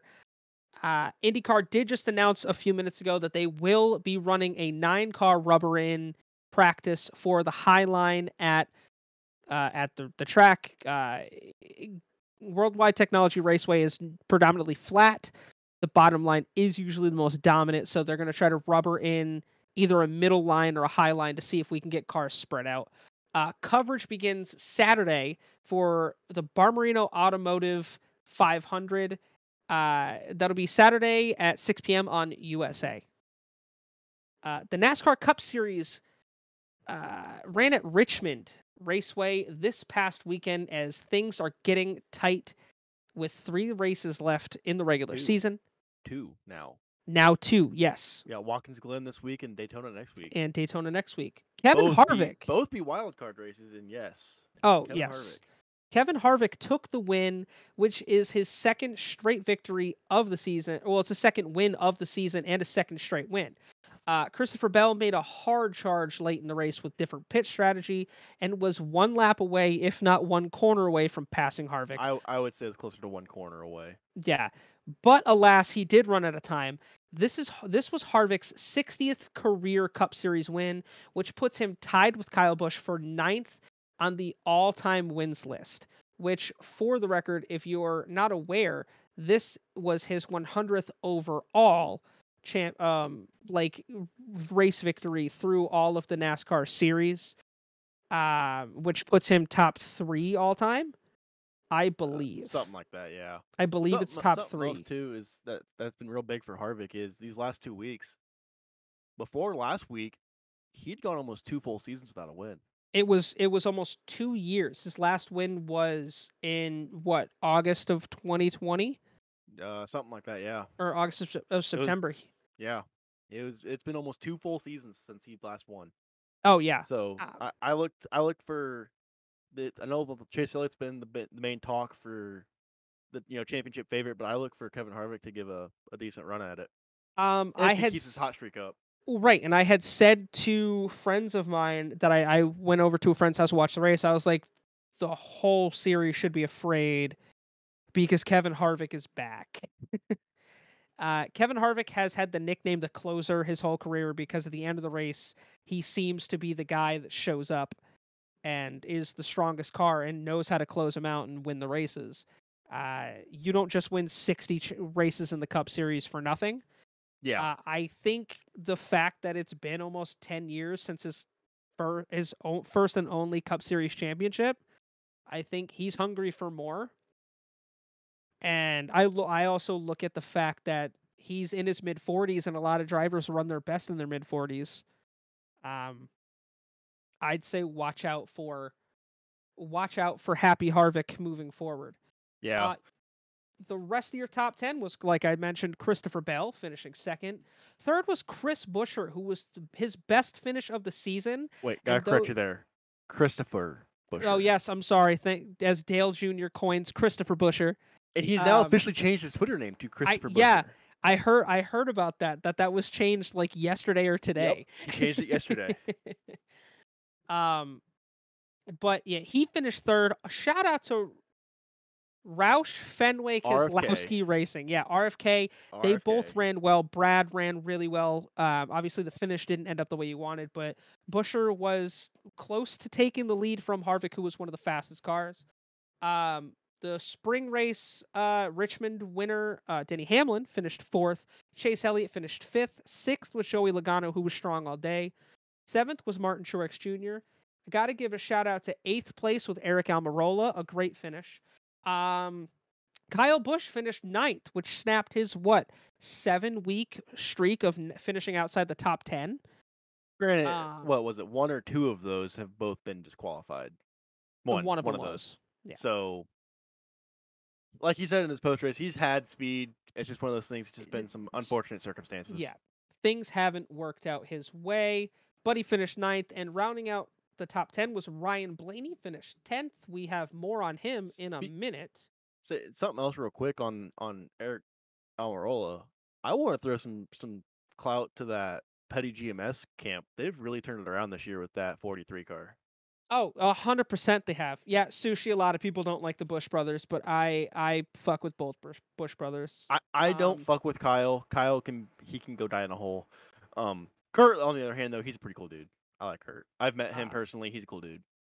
I have also met Kyle, and Kyle is as he seems on TV. Yeah. Yeah. I do really quickly want to give a shout out to Ty Gibbs, who has been covering the Yes. 45 for And not just Kurt Busch. covering, doing a damn good job in that car. Exactly. And obviously, he's got credit for a last place finish at Richmond on Sunday due to engine issues, but none of it wasn't his doing. I think his first 3 weeks showed that was not his doing. No. Nothing. It was he deserved He had a better top finish than 10 last. last weekend at Yeah. Michigan. Yeah. So he's been way better than I think anybody has thought he could do or has predicted he would do in his first couple cup starts. Agreed. I'm interested to see where he goes from here. He will not be in the Cup Series next year. I'm already gonna See, say that. I think it all depends on what happens with Kurt Busch, what happens with Kyle Busch's contract deal with Joe Gibbs, because that's sounding less and less likely, and then also RCR and Reddick. It's Reddick will run the 8 car next year. I'm That's not so going to sure about happen. that. I'm willing to bet specifically. You mean to tell me with all those sponsorships that he's going to fuck over all of those sponsorships and himself by getting rid of Tyler Reddick next season? He's sounding pretty upset about it still, and then we're a month past this. He has no one to blame but himself. Oh, agreed. You 100% agreed. Tyler Reddick, who, for those of you that don't watch NASCAR, is regarded as one of the hottest up-and-coming drivers in the sport. If not the hottest up-and-coming driver. Comes to his team owner, Richard Childress, and says, I want to stay here. I want to drive the 8 car for a long time. He signs him for, what, a 1-year deal with a 1-year option. Well, it was a 1-year extension with a 1-year option. Yeah, 1-year extension with a 1-year option. Fast forward a little bit, he wins 2 races, has been finishing, if he's not finishing in the lead or winning races, he's in the top 10 every week. Yep. 2311 Racing at Denny Hamlin and the Denny Hamlin Michael Jordan owned team at 2311 Racing announced about a month ago that they signed him for the 2024 season. The same day that 2 days after Richard Childress Racing announced that they had picked up the option for Tyler Reddick next season. Yes. So in my mind, Tyler Reddick got the money he asked for, but from a different team because his owner wasted time. Yep. And that's exactly how I look at it. He drug his feet for too long and he missed out on a superstar. Yeah. He missed out on, I almost want to say, the next Dale Earnhardt Sr. No, he's the next Kyle Busch. Talent-wise. Well, the reason I'm saying next Dale Earnhardt Sr. because the last time that team has been that on fire was with Dale Earnhardt Sr. Right, and because Austin Dillon isn't as good of a driver as everyone says he is. Silver Spoon? 100%. That's why, and I feel bad for Ty because I feel like Ty's a better driver. Ty is a better driver, and he's just Richard Childress is fucking brother. over one of his grandchildren to feed his other grandchild everything he wants. I think that might change though once Reddick actually is gone. I bet Ty ends up in that seat. Talent-wise, I'm comparing Tyler Reddick to maybe the next Kyle Busch. He's not as aggressive, but the kid can wheel a car. And Kyle Busch, whether you like him or you don't, he's a Hall of Famer and he's one of the greatest ever do it. Yes, talent-wise, pure talent. Between the NASCAR, the Truck Series, the Xfinity Series, and the NASCAR Cup Series, Kyle Busch has a combined 200 victories. Yep. And then speaking of Kyle Busch, have you seen his long-term plan that he's looking for KBM? Yeah, he's eventually gonna run a race, or he's gonna share a truck with Brexton. His son. That's his plan down the road. 10 years down the road that he's planning on sharing. Yeah, he's got about with his 8 son, or 9 years left. And then as soon as his son turns 18, he's done. He said he's done. Right. And I think that's simply just because I think what's going to turn out, if this actually does happen the way he's wanting it to, Brexton will run everything but the super speedways. Yeah, because you can't run the super speedways until you're 18. Yep. So you'll see Kyle Busch running that truck in Talladega, Daytona, probably Atlanta at that point, depending on what the rumors, what's going on with Texas, maybe Texas. Right, because I heard that there's a rumor of a reconfiguring. A big rumor of a reconfig, and that rumor is almost coming from the horse's mouth there. Because at that Speedway. track is not only is it ass for the Cup Series, it's ass for IndyCar as well. It's ass for IndyCar, but it was never ass for IndyCar until they started putting the PJ1 down. to try to help NASCAR. try to help NASCAR. NASCAR put down a synthetic compound on the corners to try to add a high line. And in 3 and 4, it and kind of worked. Yeah. In 1 and but 2, it did not work. It shouldn't have. First off, that track shouldn't have been reconfigured. It was terrible before, and it's even more terrible now. I mean, yeah, they should have just left it at what was it, Texas World Speedway or Texas whatever. World Speedway was great. It was a 2-mile oval. They should have just left it at that. They should have never built a new track. They should have just revamped that one and called it a day. Correct. But I also said the same thing about Nazareth, about Pocono. Yeah. After 24 races, Chase Elliott is still your points leader, leading Ross Chastain by 143 points. Did Ross overtake Blaney? Ross has been in second place for about 4 or 5 weeks now. No, that's not what I've been. It's hearing. been about 4 weeks now. I haven't looked at the stance, but last I heard, Blaney was still in second. No, Blaney is in third. Still top 3, not in the playoffs. And he hasn't barely won a in the race. playoffs. That's nuts. Right. But the pressure, there is still one spot left guaranteed in the playoffs. And right now with that only is Ryan Blaney. Yeah, and with only 2 races left in the regular season, the pressure is on for everyone to get a win. Especially with one of those races being a super speedway where Ryan Blaney is really good. But it's a crapshoot. I mean, Yeah. it's a shot in the dark because you never know what's going to happen. You qualify bad, get in a bad wreck early on. Pack racing is pack racing, and you just never know what's going to happen. Oh, great.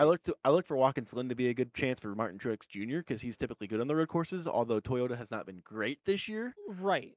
I look to him to be decent at Watkins Glen because he's always been good there.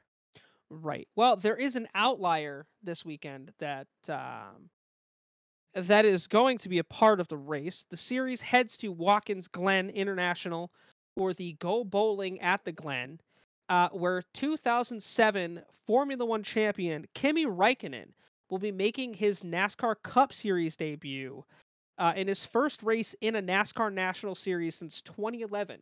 He will be joined by current IMSA WeatherTech sports car driver Mike Rockenfeller, and also fellow former F1 driver Daniel Kvyat, who's already run a race.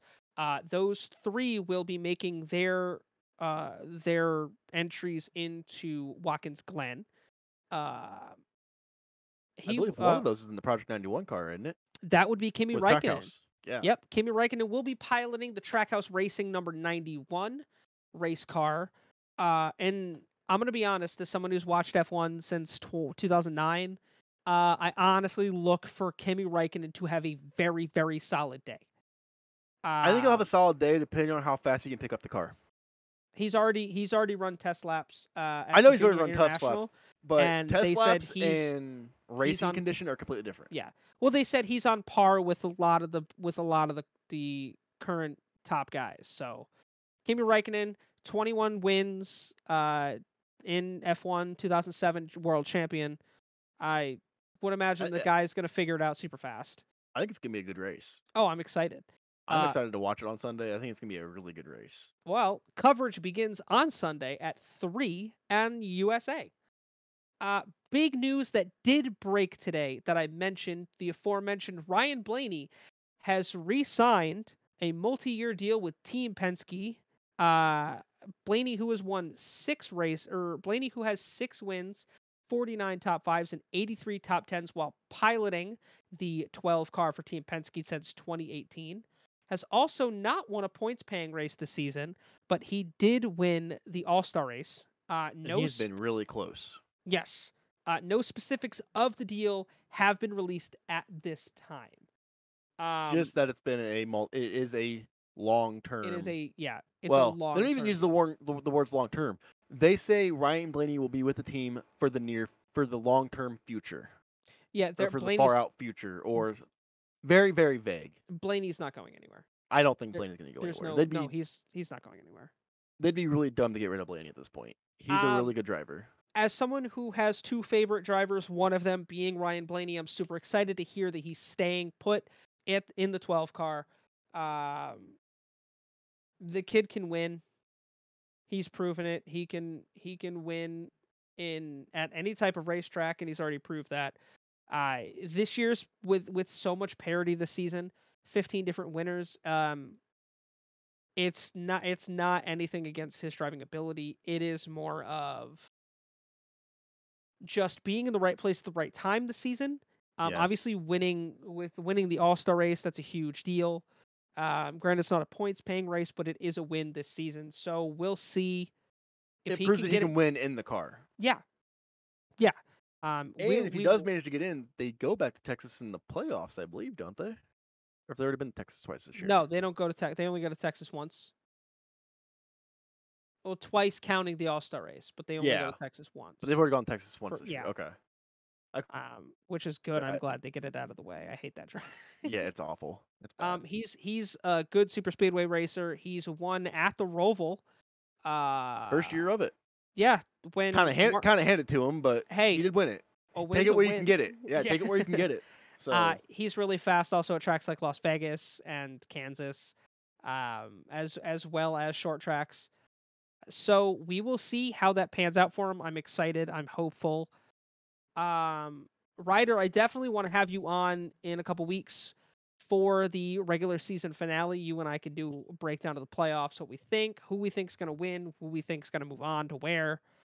I'm going to say right now, I'm going to go with one of my two boys, either Chase Elliott or Kyle Larson, but I'm a big Hendrick, big Chevy guy, so... Yeah, and I'm an Alex Bowman guy, so...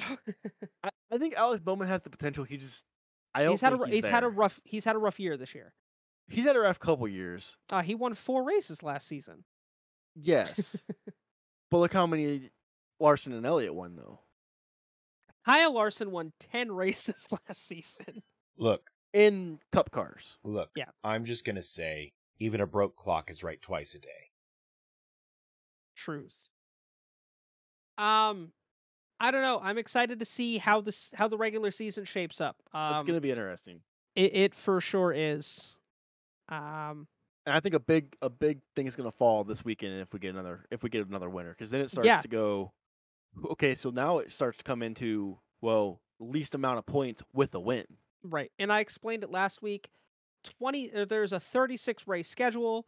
The first 26 races are what you call the regular season, with the last 10 races of the season allowing 16 drivers to have a chance to be eligible for the championship. Every 3 races, the bottom 4 get eliminated until you get to the final race at Phoenix, where 4 drivers will have a shot to win the championship. Last year saw Kyle Larson win 10 races and win the last race at Phoenix to win the whole thing. I'm excited to see how this shapes up. The problem with this season is if you win, in how the playoffs work is if you win, you're guaranteed a spot. We might see a chance where there are 17 different winners and someone won't have a spot in the playoffs that has won. So, yeah, we had this threat almost last year. Yeah, because they got pretty damn close. It was 12 different winners. Yeah, it got really close last year. This year, though, has been outstanding. Has been really good. It's been a really good year for everybody. This new car has really leveled the playing field, I feel like. You see people that are running up front that don't normally run up front. Corey LaJoie almost beat Chase Elliott at Atlanta. Exactly. Who is in an underfunded backmarker car almost won the goddamn race. Like, you see guys that it's bringing out true who's a good driver. Michael McDowell has had the best season he's ever had in his career since this car came out. Yes. So it's really going to start to show who's the good driver and who's racing for money. Yeah, who's got money behind him and who's actually a good driver with this new car. It's no longer about who has the best equipment. It's who can make the best of the car that they got, because everyone's running the same car. Yep. It's no longer who can spend more money in the R&D center. Yeah, it's about who's got the abilities to win the most races. And right now it's currently Chase Elliott. Chase Elliott's winning races he doesn't even lead laps in. Yep. I don't know how he's doing it, but he is killing it. He won 2 races in one weekend in 2 different series. So when he won the SRX race in Nashville. Yep. Or no, was it Nashville? It was Sharon Speedway, the last race of the season. Then he won Sharon Pocono. Yep. After Denny Hamlin and Kyle Busch were disqualified. So I'm excited to see how this shapes out. Tape. Yeah. I'm going to run to the bathroom really quick because I am a little man with a little bladder. And then we will get into our musician of the week. Dave, entertain the people. Is Dave still here? Look, all He I'm gonna is. say is mistakes have been made. Indeed. Uh-oh. You have given me a level of power heretofore unseen amongst the common man. Oh, God. Uh-oh. Dave wants to be the villain so badly. Chill, Dave. You'll get your RP server where you can be a villain. Hi. Do you like candy? No, but I did see someone point out his cat I in did. the background. That was me. Oh, that was you. That was me. Were you not listening to what we were talking about, Dave? You were just looking at the cat. I rarely actually listen to the sports segment because there's other shit that needs done. And that's my opportunity to do that. Fair enough. You know, like I went and got some beers. Ooh, look at that bush farming can. Dude, okay, so you know what fucks me off about this? What? It's John Deere can, not even John Deere green. No, This is because not even close to John Deere green. Yes, and there is a reason for that. Because John Deere is, even though, yes, they are allowing them to have their logo on it, John Deere is very particular about their actual shade of green. Dude, I used to powder coat trailers, and we used to paint things John Deere green. Yes, it looked like John Deere green, but I can tell you right now, it was, unless you were getting it from John Deere, it was not true John Deere green. Right. Well, it said John Deere green on the side of the can, and I'm pretty sure Yes. that's where the paint came from. So, See, if it came from John Deere, then yes, it was true John Deere green.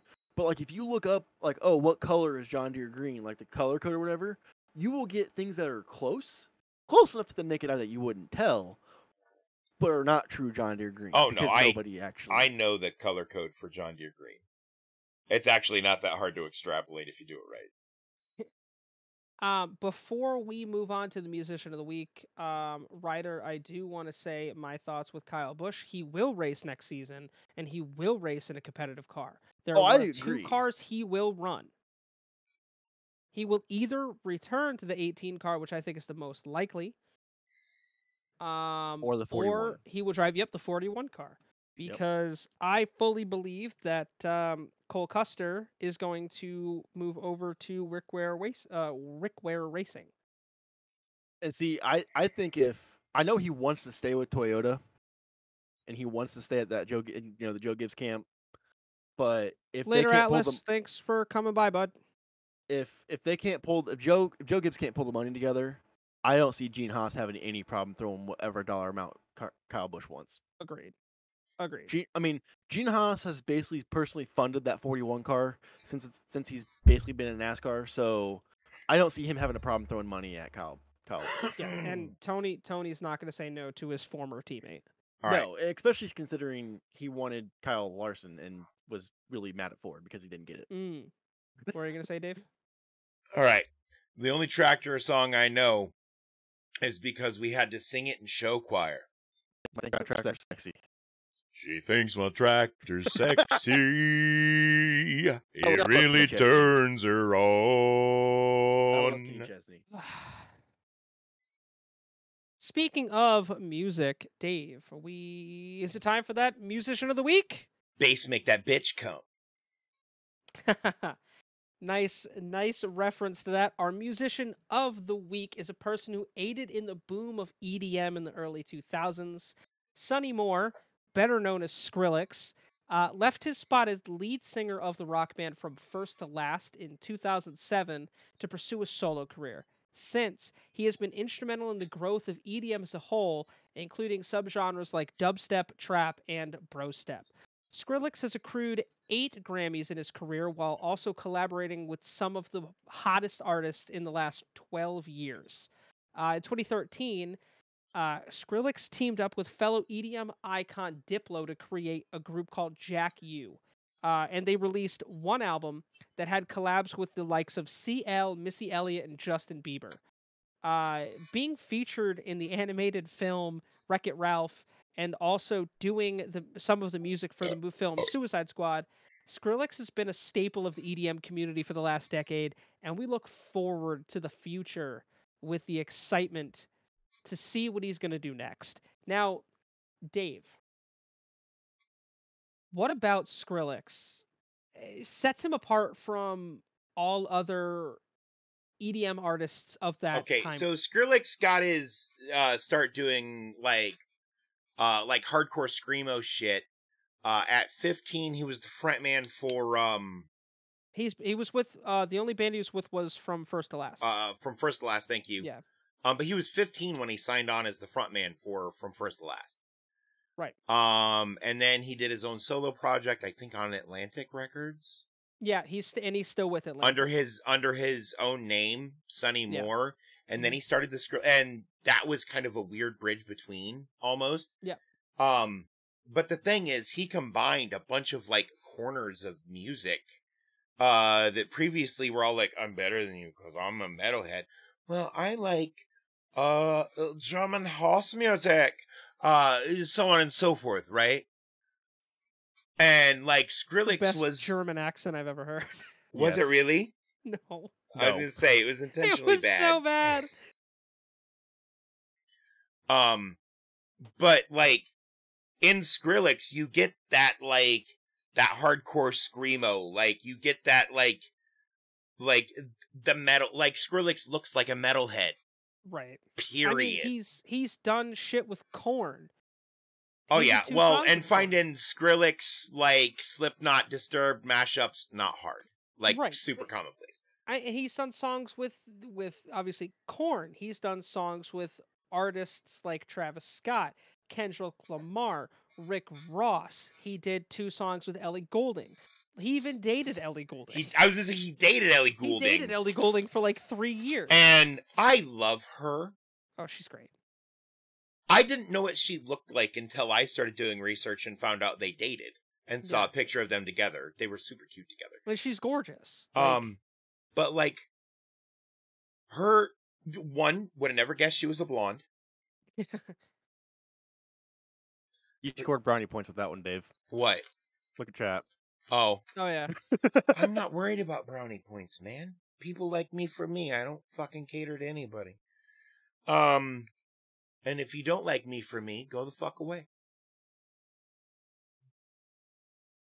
That being said,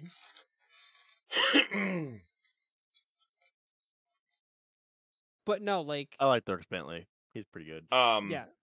But no, he kind of like, so he helped bring EDM to the forefront, right, and make it less of like a niche thing. Here's my question: what does EDM stand for? Electronic dance music. But ever since I was in like high school, you know, I listened to a lot of like Eurotrash EDM stuff. So like Fatboy Slam and shit like that. No, like what real Eurotrash. Right. Oh, well, that yeah. right there, that EDM question stuff. shows how much of a country redneck I am. All right, I didn't even know what EDM stood for. Let me think. Do you know who not Fatboy Slim? You might know who Fatboy Slim is. But what about Nope. Daft Punk? I've heard Daft Punk. All right. You ever heard that May they rest in Sandstorm peace. song? No. You've never heard? Oh yeah, I've heard that song. Okay. All right. So you have basic knowledge of like EDM, electronic music. Yes. And country singers are branching out. And go into that a little bit. And going out. Kane Brown did a song with Kane Brown ain't country. No, but he's like, well, country's not country anymore. Country is pop music now. That is true. That is true. It's very sad. He did a song with Marshmello. Diplo did a song with I think Morgan Wallen. Yes. I it was believe Broadway so. Girls. I believe. Casey Musgraves did a song with someone. There's a bunch of them. Like Zed's done a song with a country artist. Like so. Oh, interesting thing about Zed. Skrillex helped Zed get to where Zed's at. Yeah. Zed is signed to Skrillex's label. Yeah. Oh, exactly. nice. Skrillex. So Skrillex also has ownership in Diplo's record label Mad Decent as well. Right. So along with OWSLA or Ausla, however you want to pronounce it, he has Ausla. I think it's pronounced Ausla Records, but he has that's his. Plus, he has stake in Mad Decent. Plus, look at all the like famous women who saw his hair and went, "I want that." Yeah, everyone got the undercut after, and everyone had to follow Sonny. But even, I mean, like, and artists that have been requested to work on songs, like Diplo and Skrillex when they did Jack U, when they were with Jack U, Beyonce called them up and asked them to remix her song 7-Eleven, and the remix is amazing. Well, and then you have to take into consideration that I had a whole ass thing in my head that just left. Oh my god, come back, I love you. Where did you go? Well, while Dave thinks of that, I do have another question. So, has anybody actually ever seen Marshmallow's head since you mentioned him earlier? Yes. Everyone knows his identity. His name is Chris Comstock. He used to be he was a DJ before he became Marshmallow. Okay. When was that? 2014. No, like when was his identity revealed? Oh, yeah. Skrillex. Speaking of, Skrillex is the one that revealed his identity in the middle of an interview. Marshmallow called him. His phone starts ringing. He goes, "Oh," he's like, "Oh, Chris Comstock." Oh, he's like, "Oh, Marshmallow." In the middle of a fucking interview. Dead Mouse on video prank called Skrillex. Yeah, like. I know that was the big thing for a long time was Marshmallow's identity. Yeah, nobody knew who he was. His name is Chris Comstock. Everyone knows who Marshmallow is now. He does with one of those sites that like you can learn things from. I forget which one. I might remember if you decide to sponsor an episode. I might remember your name. Nudge nudge wink wink. But yeah, he teaches like music production classes through that site. Like no, he doesn't wear the helmet or anything. Well, that was the same thing with Dead Mouse, is no one knew what he looked like without his giant mouse helmet, and he's got a whole ass YouTube channel where everyone knows what he looks like now. Mm-hmm. Shout out to Joel, man. He's the angriest Canadian I've ever seen. Wait, you've seen an angry Canadian? Yeah, his name is Dead Mouse. I know Canadians. I don't know. Maul's pretty close. Maul is so Americanized, though. Maul, he lives in Maine, guy. He lives in New England. Maul is a New Englander now. He's no longer. Hey, this fucking guy right here. Speaking of fucking New Englanders. No, but Maul was born in Canada. Yeah, Maul was born Canadian. In Canada. Okay, but if he lives in America, then yeah, he's lived in Maine for a long time. I'm pretty sure he's an American citizen. Yeah, Maine, but he's Canadian because he's from. He's lived here forever. Listen, motherfucker, I was drinking some Boston Lager. I had a fucking Sam Adams earlier, and you weren't even here. The fuck good are you? God damn it, Sushi. You sound like a guy in our Have I mentioned that I like Bush? Probably Bush from Boston, right? Well, yeah. So you realize I'm 2.5 hours from Boston.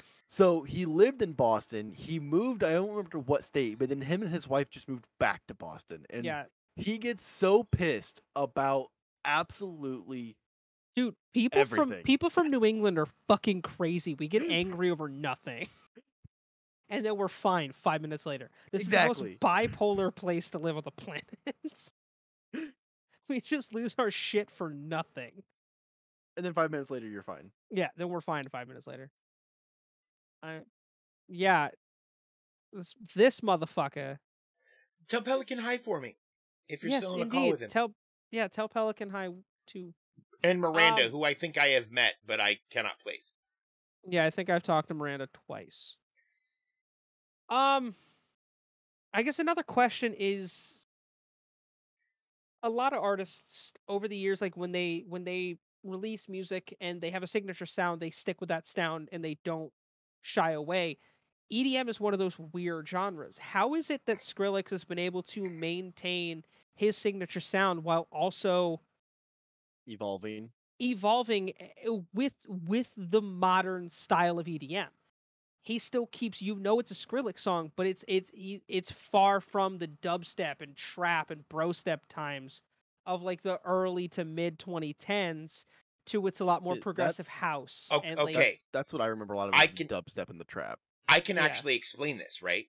So a lot of people in the EDM community, by the time they like hit their stride and really come into their own, Yeah. they're in their late 20s, early 30s. right. And Right. Skrillex is Christ 4 years older than me. Yeah, Skrillex is a couple years younger than me, but Skrillex has been in the music industry. Like from 15, he's been in the music Yeah. industry, right? Right. So his thought on what music is, because he's transitioned so many times, has always been has had the opportunity to be more fluid. His understanding of music has been more fluid. And I think that's a credit to him continuing to be open-minded and try to expand like himself, Right. if that makes sense. You know. Oh no, it does. Like I can agree. people, you know, like 10 years ago, we'll say, people in their like mid to late 30s, the fuck is this noise? Right? Oh yeah. To where our millennial asses are like, fuck yeah, it's not enough bass. I will say EDM shows are some of the best concerts to ever go to. Look, all I'm gonna I've say seen is if you Avicii, set, I've if seen you set your Zed. if you set your date on the bass cab, you're gonna have a good night. I'm gonna say, as in one of the songs that Skrillex famously produced, there's a line that says "bass makes that bitch come." It's Kyoto. I mean, It is, yeah. it's Kyoto. Off Yeah. the Scary Monsters and Nice Sprites EP, if I remember No, right. it's the Bangarang EP. It is the Bangarang EP. Yeah. You're right. No, agreed, Sushi. Rest in peace, Avicii. One of the best shows I've ever seen. But I look forward to seeing what he's gonna do. Next week, I'll give you guys a little teaser. We're not gonna tell you, but it's someone who's been a pretty prominent figure in pop culture since about 1999. And Andrew WK. No. But everyone knows this artist. So you'll have to tune in next week to find out who it is. We do have some new releases this week. Megan Thee Stallion released her long-awaited album. It's called Traumazine. That came out August 12th. The Goo Goo Dolls released a new album called Bloom and Chaos. It's also released August 12th. All of these, by the way, were released last Friday. Danny Elfman, who those of you might know did the voice acting for Jack in Nightmare Before Christmas. And also has composed everything for everyone for the last 2 decades. Agreed. Yes. He released a new album called Bigger, Messier. And as a hockey fan, I just see the word Messier and my brain just goes to Messier. That came out last Friday. Young the Giant released an EP. It's called Act 2 Exile. I'm looking forward to listening to that. Hollywood Undead, who is still making music. They released their new album called Hotel California, spelt with a K. Time out. What? They haven't all died from like drugs and shit yet? Dude, that's the same shit that I said. That's funny. Also, Sushi, I will not confirm nor deny that that is the answer. You said it wrong, bitch. Say it right. Say the thing. I would rather... I cannot conform nor deny. That's better. Speaking of conforming, if you're tired of conforming to the shit you have to wear to work during the work week, the we merch got store's fucking live. merch. We got a new merch store that actually works this time. The old one works. It's just the payment shit's all broken because PayPal's... PayPal. There's a problem with our PayPal account. I'll put it that way. Fucking facts. PayPal be PayPal. The last one that I saw was Kill the Noise released. He released a remix album. It's called Embrace Reanimated. It's his entire Embrace album, which is just remixed.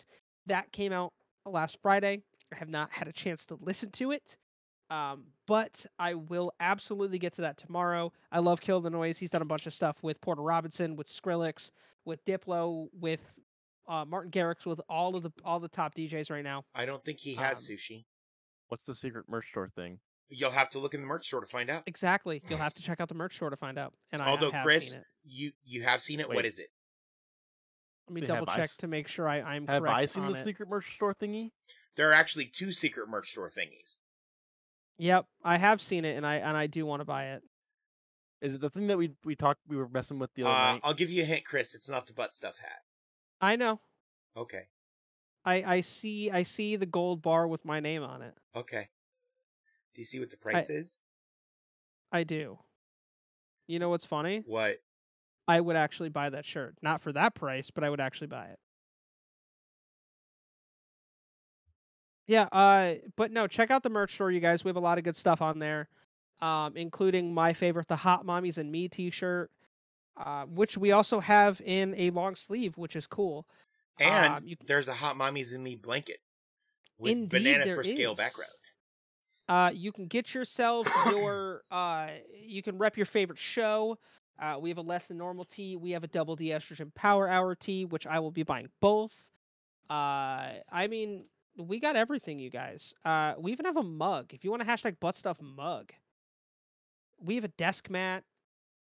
Yo, like, and that desk mat, which looks like really good quality it's shit. 30 inch by 18 inch. Big. It's a neoprene top with a natural rubber non-slip bottom. Bottom. It's actually, it's a well-built mat. Yeah, at least the bill of materials is solid. Yeah. You know, they're The not bill of using that materials says shit it's vinyl, a well-built mat. that shit vinyl stuff that peels. That peels so bad. Yeah. It is a bottom. It is a bottom. But no, definitely if you guys are interested in buying some shit and repping your favorite squad, check it out. Squad. Check it out. Squad. We need a Squad t-shirt. Okay. So I'm going to be working with Jay. So you know the super minimalist head that I have of me with the green mohawk flip down and stuff? Yeah. I'm going to have one made for everybody with a shadowed out question mark and a shadowed out silhouette if I can get Jay to do one of himself as like a secret unlockable character. No, it should just and be it'll the say corn. choose your it should just be the corn. It'll say choose your character on it. Yeah. And I think that'll be fun. Oh yeah. But I want to do different versions of it where the different characters are highlighted. Oh yeah. So like you have chosen that character. That'd be neat. Dave, do you want to tell them who we're doing next week, or do you want to keep it a secret? Oh yeah, we're doing Eminem. We are. We're doing fucking Eminem. Of course, it's fucking Eminem. Why would it not be Eminem? Exactly. I like Eminem. Eminem's pretty good. Out of all people, we could have chosen. And like, for as much as the man has like struggled in his personal life and stuff, like he seems like a really like genuinely good dude. Like he wants to be a good dude. I know someone who has met him and like actually like hung out with him and said he's like the nicest fucking guy. I mean, he doesn't let his own kids, listen to his music. Well, Haley's what, 21 now? Well, so she might now, but when they were older, little, so she probably does. But when they were younger, though, like I want to eat mom's spaghetti so bad. That's right. He opened a restaurant, didn't he? Palms are sweaty. He did? Didn't he open a restaurant in Detroit? Already. Mom's spaghetti. Wait, is it actually in Detroit? I might have to go there. I think it's in Detroit. Yeah. Keeps on forgetting what he wrote down. The whole crowd. But I'm only like, I'm like only 2.5 hours from Detroit. Yeah, I was gonna say, I believe it's in fucking. I'll have to make a drive up there. Restaurant.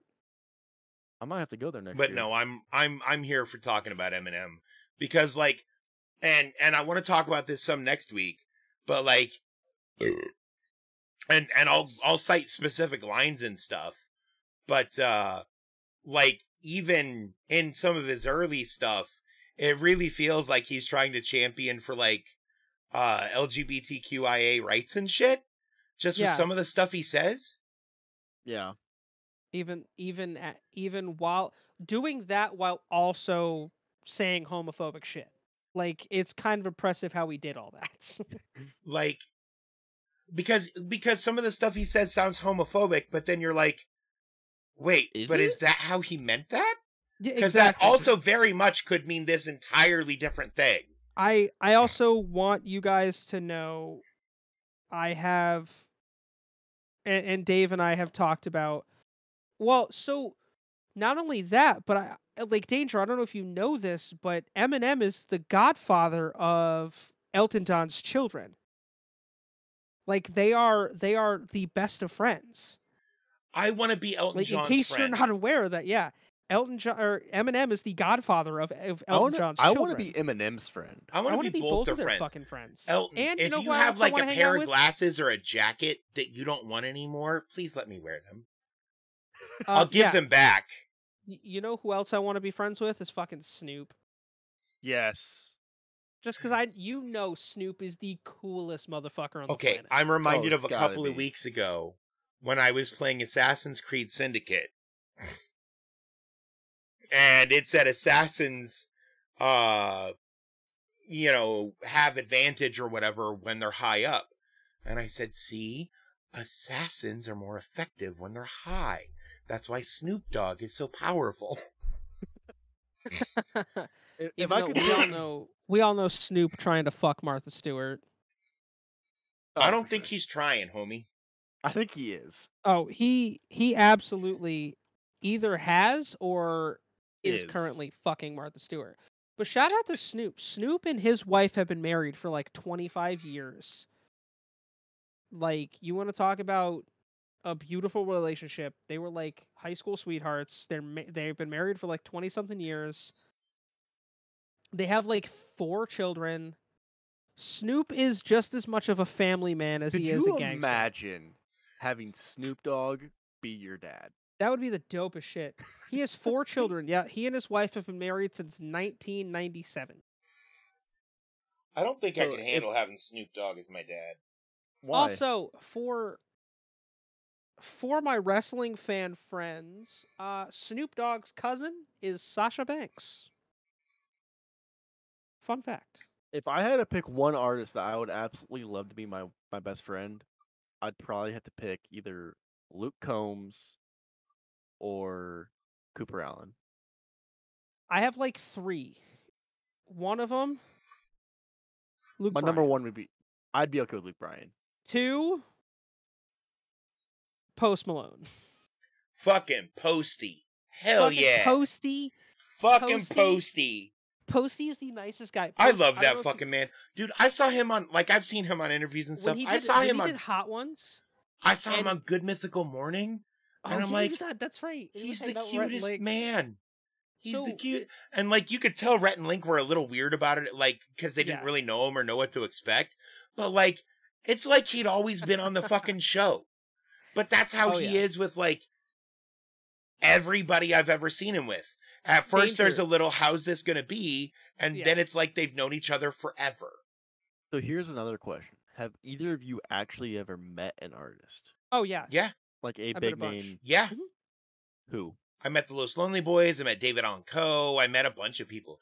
Dude, I used to work at a hotel that had a music venue attached that had a constant string of big names come in. And I was usually me and the hotel manager were usually the only people that knew what room they were staying in and what the fake name they had on that room was.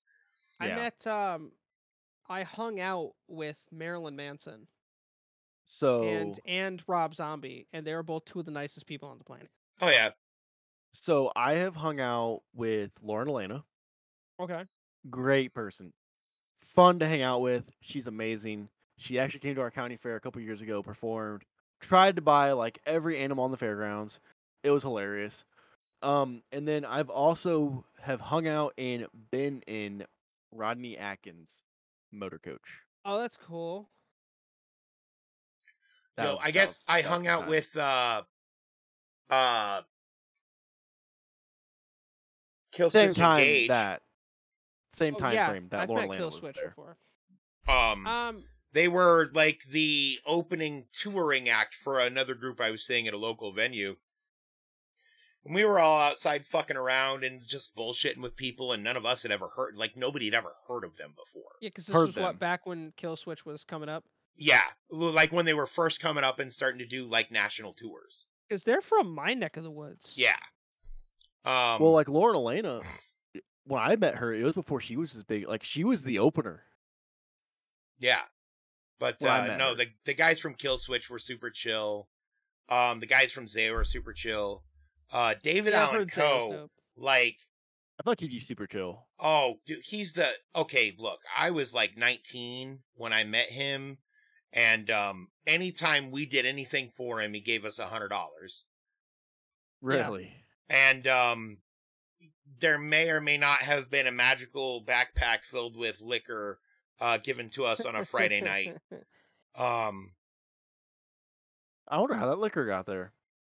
You know what? It was disappeared. It was checked in under my name, so it must have been mine. That's wild. That's great.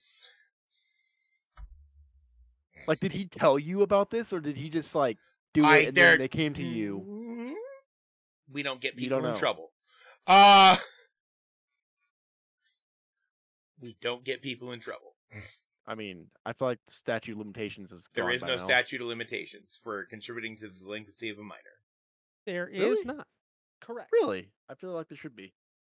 I got drunk as I also fuck feel with- like there should be. However, Yeah, but however, I got drunk with fuck with my dad, and we hung out with Scott from Pentatonics and his then Pentatonics, yeah. boyfriend at a fucking casino, and we played Pokemon Go.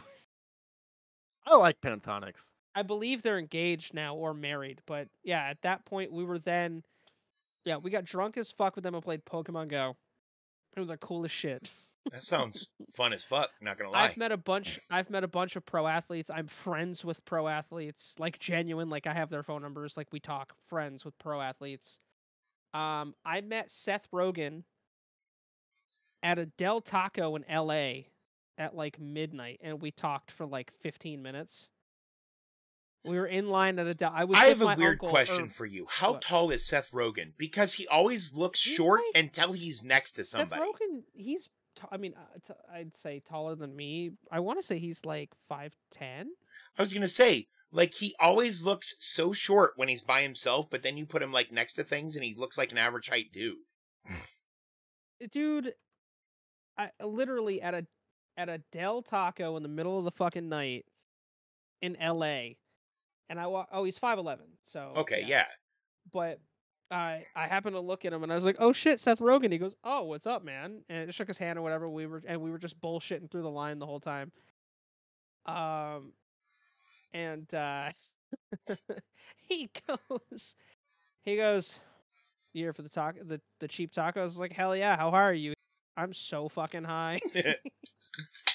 And we just shot the shit. It was one of the nicest people. The coolest celebrity I ever met though, Bruce Campbell.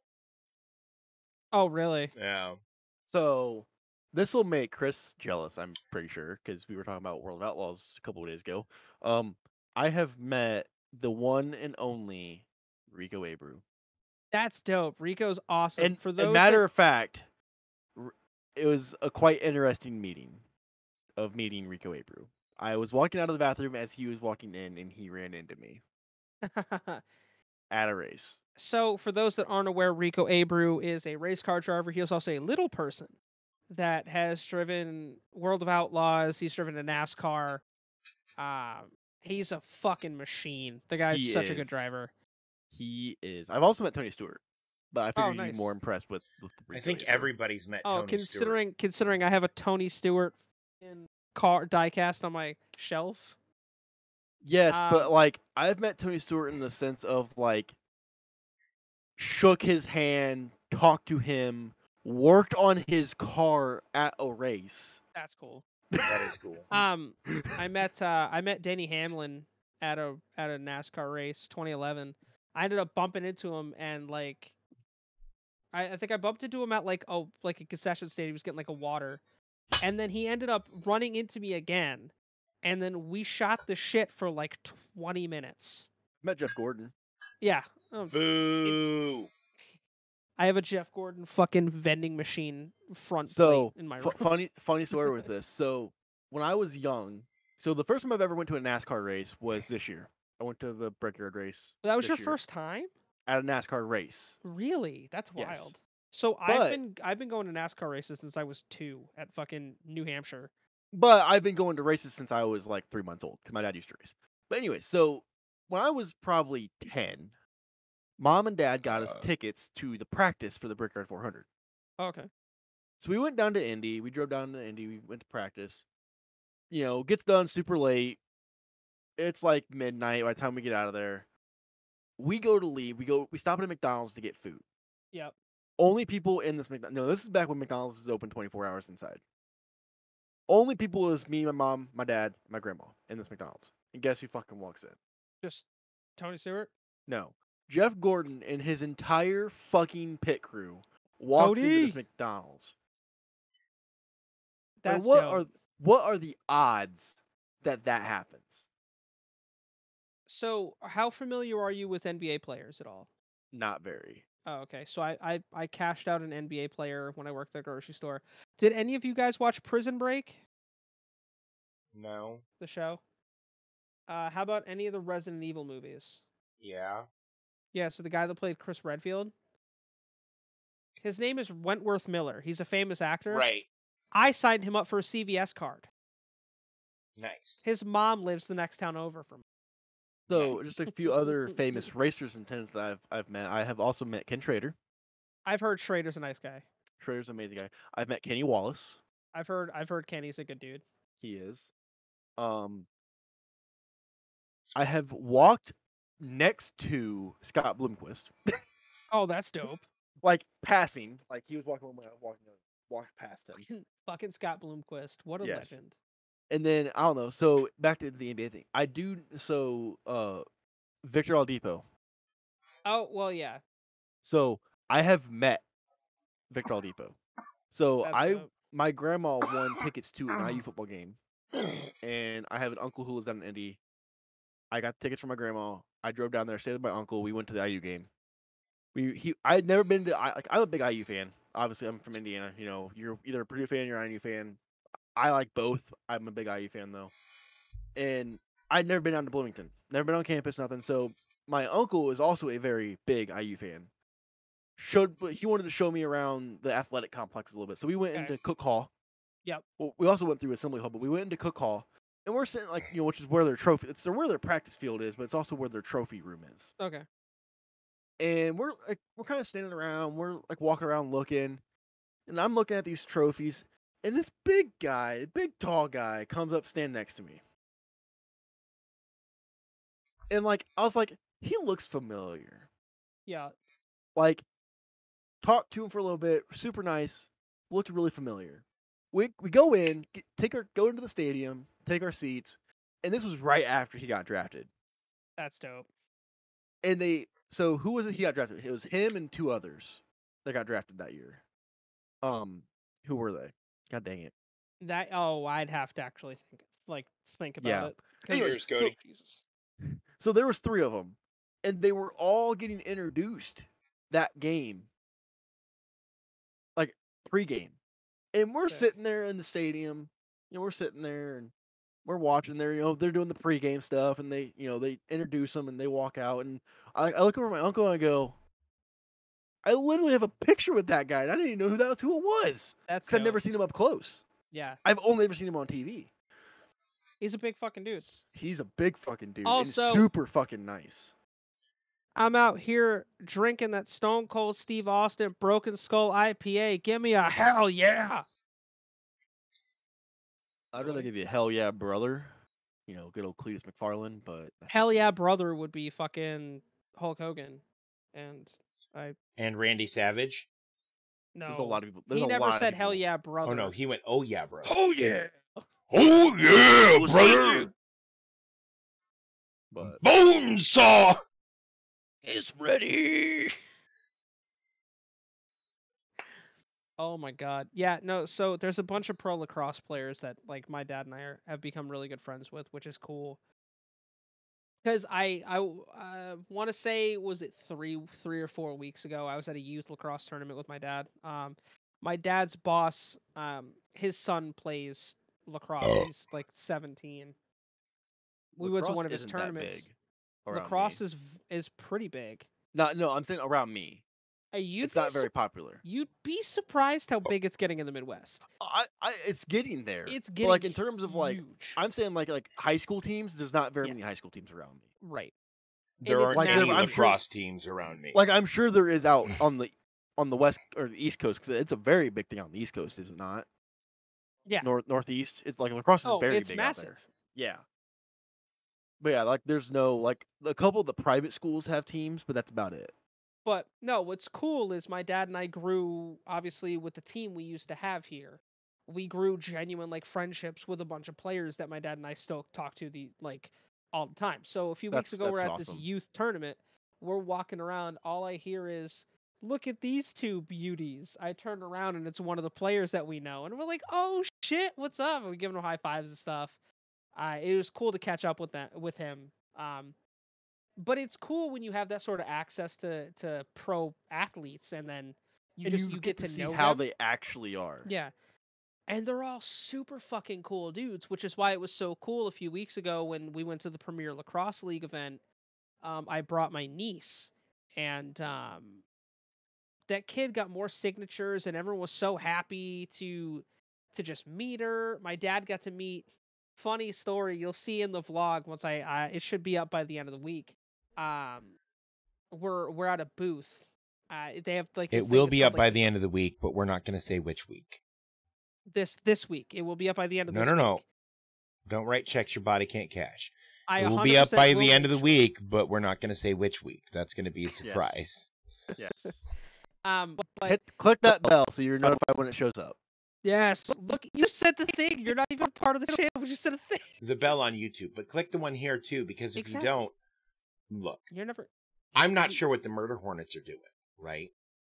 But they I can't just- be doing good things if you don't click But that you bell. should click the notification bell just in Because case. I know they're pissed. They and are. we want to avoid that. Yes. And the notification bell will definitely help avoid that. Yes, but no, it was cool. We're up at Fairfield University, which is where the Premier Lacrosse League had their weekend, and they had this thing called like the Champion Zone. They had a bunch of booths and stuff set up. We go to the Cascade booth, which is who supplies a lot of the helmets. My dad looks down, rocking his jersey, all happy. Looks at the poster, goes, "Oh, it's my boy Zed Williams, who he had on his jersey." And I look up and I look down at my dad. And I'm like, "Well, why don't you look up and say hi? He's right in front of you." My dad looks up and goes, "Oh shit!" High five. We That's all got great. pictures and stuff. One of the nicest fucking guys. But That's great. as my niece gets a picture with him and all that stuff, gets her poster signed, I walk away. I'm like, "Dude, you just got your picture with one of the best lacrosse players on the planet." That's great. Super cool. We ended up meeting a fellow streamer. Her family came down from Buffalo, which is a 6-hour drive. Dang. Down, yeah. We ended up hung out with her and her family the whole weekend, which was super cool. But yeah, it's those little things and those memories you have that, like, Yep. Exactly. which is the coolest part about going to sporting events or concerts or Anything. really anything. It's Like, I the went- memories. So this past June, right? I think it was this past June. I went and saw Josh Turner, and I like. My man, the deepest fucking voice. Oh, he's so good in concert. But I saw Josh Turner, and I would like seats were literally. I was like 3 rows from the stage. Oh shit. They were great seats. I don't know how much you guys watch TikTok, but Ginger Billy, he's on TikTok. He's a big comedian on TikTok. Hilarious. I saw him in person here in I'm Fort big Wayne, on so- TikTok. Yes, I'm big you are. everywhere. I'm a really big guy. You are a very big guy. Oh, you're into racing. Do you watch GP laps on YouTube, Ryder? I do not. No, he is from Connecticut. I actually met him and hung out with him last year at the SRX race in Stafford. Oh, Hey, nice. do you guys know Matt from Demolition Ranch? Yes, Yeah. I do. Yeah, he's a pretty cool He's a- guy. You should come hang out with us sometime, Matt. Matt, Yeah. Demolition Ranch, the whole That squad. would be I'm that'd here be for it. amazing. Or better Also, yet, we'll figure it out and we'll come to you and we'll blow shit up. Fuck yeah, I'm down to go to Fuck Texas. yes. He And will while be we're in there, Bristol. we can visit Brian Brushwood. He will be in Bristol in like 2 weeks. Did your brother really race to Stafford? That's dope as shit. I love Stafford. Matt will be at Bristol in like 2 weeks. I just want to give wanna meet our weekly shout out to Jack Black. Jack We Black. love you, Yeah, Jack. he's amazing. Come hang out with us. I won't even remind you of the time you miscalibrated a thing and the Jacqueline got your arm blown off. Exactly. We won't even talk about that. We We can won't talk even about talk whatever about you it. want. Never happened. But come hang out with us. We love you. We won't love talk today- about the time you were the creepy techie in Enemy of the State with Will Smith and Gene Hackman. That's Will right. Smith He is was We in funny. won't that even movie, bring it up. wasn't he? We won't As you even just bring it brought up. As you just brought it up. Well, we won't. We'll bury it deep down. We'll never talk about it again. Until next week. I'll No, put it we so can far talk- up next week, Sass, we won't see it till the week after. Jack Black, talk to us. Hit us up. We love you. Come hang out. We won't even That's talk about that time you did a cock push-up in a movie for the lulz. Because you could. Because you could. There was no CGI there. He really learned how to do a cock push-up. That's amazing. The cock is strong with this one. The cock is strong. Hashtag for the cock. Hashtag if it fucks, it fucks. Hashtag if it fucks, it fucks. Oh, that's great. Oh my god, no bullshit, Ryder. Every week for the since we started this motherfucker in February, we have asked Jack Black to come on the show. On at least one of the shows. Yeah, at least one of the show we've mentioned Jack Black. Hey, we need to if you we do need to it make enough- this a combination and put it on TikTok. If you do it enough and you get people to email and at him, he will show up. Hey everyone, at Jack Black and tell him that there's two weirdos on the internet who want to hang out with him and have a good time. Yes. Oh my god, dude, could you imagine? bring some drinks. We'll all get fucking drunk and hang out on the internet. On a serious note, though, if somehow we do get Matt involved, I want to be involved in that Dude, one. I'm down. Like if we can I get wanna go Matt blow from shit up. Demolition Ranch. I want to go blow shit up. Exactly, same. Who doesn't like blowing shit up? Dave, you like blowing Communists. shit up. They even like blowing shit up. You know what? That's fair. I don't know of anybody who doesn't like blowing shit up. Pacifists. That's the Yes, word I was that- looking yes. for. Cosplay guess. enthusiasts. No, Well, they even just some of need, they just need to learn how to put on deodorant. Hey now, hey now. Hey, you can say hey now, but there's a reason I don't go to fucking conventions. I don't need to be smelling the people I'm walking by. I mean, it wasn't an issue when I was at the convention. Well, it's an issue now, Dave. Yeah, I remember Dave. When was the last time you went to a convention? 3 years ago. Exactly. People have changed a lot in 3 years. Dude, they're just now starting to do conventions again. I know. People haven't put deodorant. A lot of people who, especially people who don't go out in public, didn't put deodorant on for 3 straight years. I mean, unless I'm going in public, I usually don't. Why? Yeah. Oh. Because I don't feel like smelling myself. Like I'll bathe and everything. Well, right, but like I don't get sitting here doing work at my computer. What do I do to yeah, get stinky if you bathe every day or every other day? You know what I mean? Every other day. Oh yeah, taking a bath every day is really bad for the health of your skin. Oh, I don't take a bath. I shower. Well, either way, it's really bad for the health of your skin. So unless there is unless you work in a field where you get dirty enough to warrant one every day, it's not recommended. Sports news really fast. I just want to point this out for my lacrosse fans. The Rochester Nighthawks have just announced that they have come to terms with Jake McNabb and Ryan McCory on both 2-year deals. Neither McNabb played for the Colorado Mammoth last season, and I believe they re-signed Ryan McCory. That's a big move for the Saskatchewan Rochester Nighthawks. Let's be real. I forget the Nighthawks are a team because they suck so bad. But big lacrosse news. It's exciting. I said earlier Ouch. that No, they're bad. Like they're bad. Shots but fired. big lacrosse news. Like I said, free agency is going to be wild for the National Lacrosse League right now. And we'll see in the next few days who keeps going places. I've been everywhere, man. I've been everywhere. Indeed. That's a good song. It is. Shout out Johnny Cash. Johnny Cash is on the list for Musician of the Week. He is. And we while I'm not a 3 pages of artists that are going to be featured so far that we've come up with. 3 full pages. Luke Combs should definitely be on the list if he's not. I don't have him on the list mainly because I don't listen to country. I also don't listen to country. That man did not pick up a guitar till he was 21. He needs to be on that list. Again, I don't listen to country music, so like it's hard for me to put people on the list that I like don't listen to. At least one of us needs to feel strongly about it. And the country artists I feel the most strongly about are the ones I despise. The 2 country artists that we have on here, I'm willing to bet you can guess. Well, I know one's Johnny Cash. Yep. What's the other one? I don't know. I'm not sure what kind. Dolly Parton. Oh, yeah. Because you're gonna sit here and tell me as musicians that with like Dave and I that we're not gonna talk about fucking Dolly Parton. She's so massive beautiful.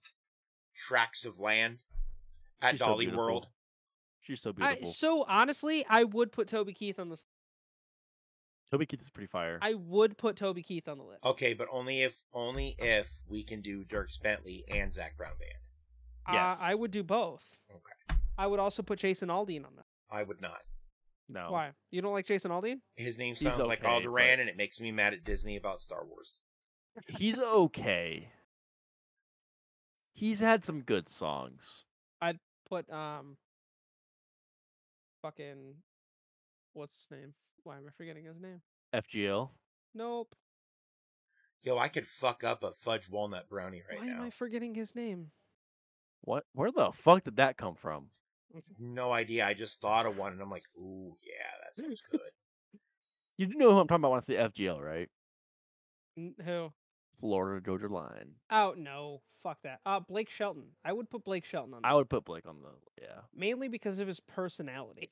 Yes, and obviously Luke Bryan. And not only that, but the fact that we do have Blake Shelton's wife on the list. Wait, who's his wife? Gwen Stefani. They're married? Gwen Stefani is Gwen Stefani's on that list because No Doubt is on the list. But Luke Bryan's pretty good as well. Look, I'm Yeah, just Luke gonna Bryan's say good. I I wanna hated hang that out with fucking Luke Bryan. song, Sushi, so much. Oh yeah. It's so fucking. It's so country. What song is it? I didn't see. Courtesy of the Red, White, and Blue. I Yeah, love or that whatever. song. That is such a good song. So it's But you funny. like country. Yeah. But to me, that's everything that's wrong with country. So what's funny? All right. Ryder, Okay, you're- okay. So in my mind, put your boot in the ass. It's the American way. No, And Uncle Sam, put your name at the top of this list. The Statue of Liberty started shaking her fist. Is no different than America. Fuck yeah. Same Well, vibe. You Same do vibe. know like the point of what that song was written for, right? Yeah. Yeah. Okay. So do you know So why I it don't was like quite country literally. music? I was Put a the boot up freshman in your high ass. school when that happened. Okay. I was Yeah. in my first period class, and the teacher turned on the TV, and we're like, "We're watching a movie. What's this?" Nope. Hold on. What grade were you in? I was a freshman in high school. There's no way. Because I was in 3rd grade when that happened. You are 6 years older than me. It was in 2001. I was a freshman No, in you're high right. school. That is 6 years. Uh-huh. No. Yeah. Yes. Yeah. Yeah. Yes. Yes. That It you're would have right. been the fall of his freshman year. You're correct. You are right. I was 3. Do you know why I don't like country music? Why? There's no breakdowns. You know what you Yeah. get when you play a country song backwards. You know what you get? Everything. No, you still don't get breakdowns. You get your wife back, you get your truck back, you get your house back, you get your dog back, no, and you when get your when girlfriend you back. play a country song backwards, you get a Rascal Flatts song. Pretty much, yeah. So, just so you know, I used to listen to country music. And fuck Charlie Daniels. I don't care if you can fiddle. I'm Satan. Woohoo! I will say, one good. There's no chugging or screaming in a country song, so I'm not a. Okay, but one country song that is always going to be good, Devil Went Down to Georgia. Yeah, but that song is so not country because it's so widely loved. That is What the song? most pop country song. Devil Went Down to Georgia. That's not a country song. That's a folk Yes, song. it is. That is It's a that folk is song. Charlie It's Daniels technically- Band yeah. is a folk band, not a country band. Yeah. Fun fact. Hey, but it's covered by a lot of country. Well, it is. It's also covered by a few metal bands. So Really? Yeah, and some of them are real good. one of them was in fucking Guitar Hero 3. Wait, really? I had that game. Yes. It is the final boss in the game. It is covered Okay. by a fucking metal band. I never got that. Yeah, far. because in Guitar Hero, was it 1 or 2? It was Through the Fire and the Flames by Dragon Force. No, that was also Guitar Hero 3. That's the final ever song that you play in the career mode. And it's, ugh. By the way, I can play the opening riff of Through the Fire and Flames on guitar. Yeah, but I bet you look like it's a lot harder than the guy who wrote it looks like when he's playing. Okay, I love Dragon Force, but fuck those guys because they're doing things that would take me 3 goddamn hands, and they look fucking bored! I mean, yeah. Am I wrong, Chris? No, you're not. How bored does he look? Herman Lee is a psycho, and he's so good. Are you watching the He's- video right now? No, but I've seen the video several times. But you've also got to understand, I grew up idolizing Eddie Van Halen. The first thing I ever learned how to do on a guitar is tap. I can play Eruption. So, like, to learn Through the Fire and Flames was not super hard for me, but, like, at the same time, it was hard because you have to hold your hand in a different way. So, And like, the you have to pace hold the is net so like fucking this. fast. You have to hold the neck like this and play it the Oh yeah, opposite like you're way. trying to play a guitar with 2 hands. Yeah. Yeah, it's Yeah. so chaotic. And he just does it like it's nothing. Like he just deadpan looking out into the crowd. Also, Sushi, I want to talk about, considering you mentioned Nickelback. Fuck everyone for saying Nickelback sucks. Those are the They're same people that amazing. like AC/DC, and every song AC/DC has ever put out sounds the exact fucking same. The They early do have stuff. some good songs. The early stuff. do have some good different. songs. I'm not, alright, so I'm not here to shit on AC/DC because I like them, but AC/DC, Kiss, like those bands, all their shit sounded the same. So fuck you and your stupid internet hate for Hey, Nickelback. hey, Nickelback I is love great. Nickelback. Chad I love Nickelback. Kroger, thank you for being so memeable. Yes. My Look at mom this and dad. graph! Yeah, I love that. The fucking My mom and Look at dad this graph. had floor seats to Kiss a couple years ago. I was jealous of it. All right, so the Dark Horse album, Sushi, I think is their best album. If I'm gonna be honest, I think the Dark Horse album is their best album. See, I what's don't your go. favorite okay. song by them? Nickelback? Yeah, Oh fuck, probably Burn It to the Ground. Far Away. Far Away is a good song. Burn It to the Ground is fun to play on guitar. I can't think of a Nickelback song right now. Like when I think back to like that era of music, Something in Your Mouth is really fun to play on guitar too. I think of like Alice in Chains or like Hoobastank. I either go a little heavier or a little lighter. You know what I Jane's mean? Addiction. Jane's Addiction. Right. Like Jane's Addiction's a happy medium though. They've always been the happy medium. Okay. I realized they were kind of a one-hit wonder, but can we talk about No Rain by Blind Melon for a hot second? Dude, Never shout heard out of to 'em. Blind Melon. Oh. Honestly, they were actually a pretty good band. Never heard of them. Oh, You're also like, how old? 23. Yeah. I I'm like gonna be 30 watching this the year, so like, puddles Dave and I grew up listening to the same gathering. music. Like I said, What I was that? 3 when that happened. Yeah, so like, no, we're just discussing how Ryder's a baby compared to us. Oh yeah. Yeah, You're 'cause 6 years older than me. Wait, when did you turn? I was born in 23? 99. Oh my god, If I am you were- 7 years older than Yeah, you. because my sister is a year younger than you. She just turned 29 this year, and she's Yeah, 6 years I'll older be than I'll me. be 30 in a couple months. Dude, I love Dropkick Murphys. I hate the city of Boston, but I love Dropkick. Dropkick Murphys. and Flogging Flogging Molly. Molly. Yeah. Because you can't talk about Dropkick without talking about Flogging Molly. Well, you can because they're both honestly, if you really listen to the music, they're two completely separate bands. No. They're completely know? separate bands, but they're like family members from across an ocean. Is Yeah. what I'm meaning, right? They're like And they're like two sides of the same coin. Yeah. They're different, but they vibe. They go together. They're like Incubus and Everlast. They kind of rock together. Tell me I'm Incubus wrong. and just about anybody, really. Yeah. Dude, Incubus was the shit. Incubus, How You Remind Me is one of my favorite songs of all time. That I is dig my Nickelback. toes into the sand. Oh no, that is Incubus. You're right. The sky resembles a backlit canopy with holes punched in it. I'm counting UFOs, signal them with my lighter, and in this moment I am happy. Oh, no, that's Wish You Were Here. Yes, I was gonna say How You Remind Me Is Nickelback. That's Wish You Were Here. Nickelback. You knew what I meant. I did. Dude, I love this whole show and like this whole channel, Sush. And you guys in chat are a huge fucking part of it. Thanks for being 100%. a part of 100%. They are. 100%. all of this. You know? Like, you guys, we started this on a whim. This was an idea that carried over from a fucking radio show that myself, Drew, and Marcus did. And We then came it to got the- butt fucked by what used to be Power Up Pub.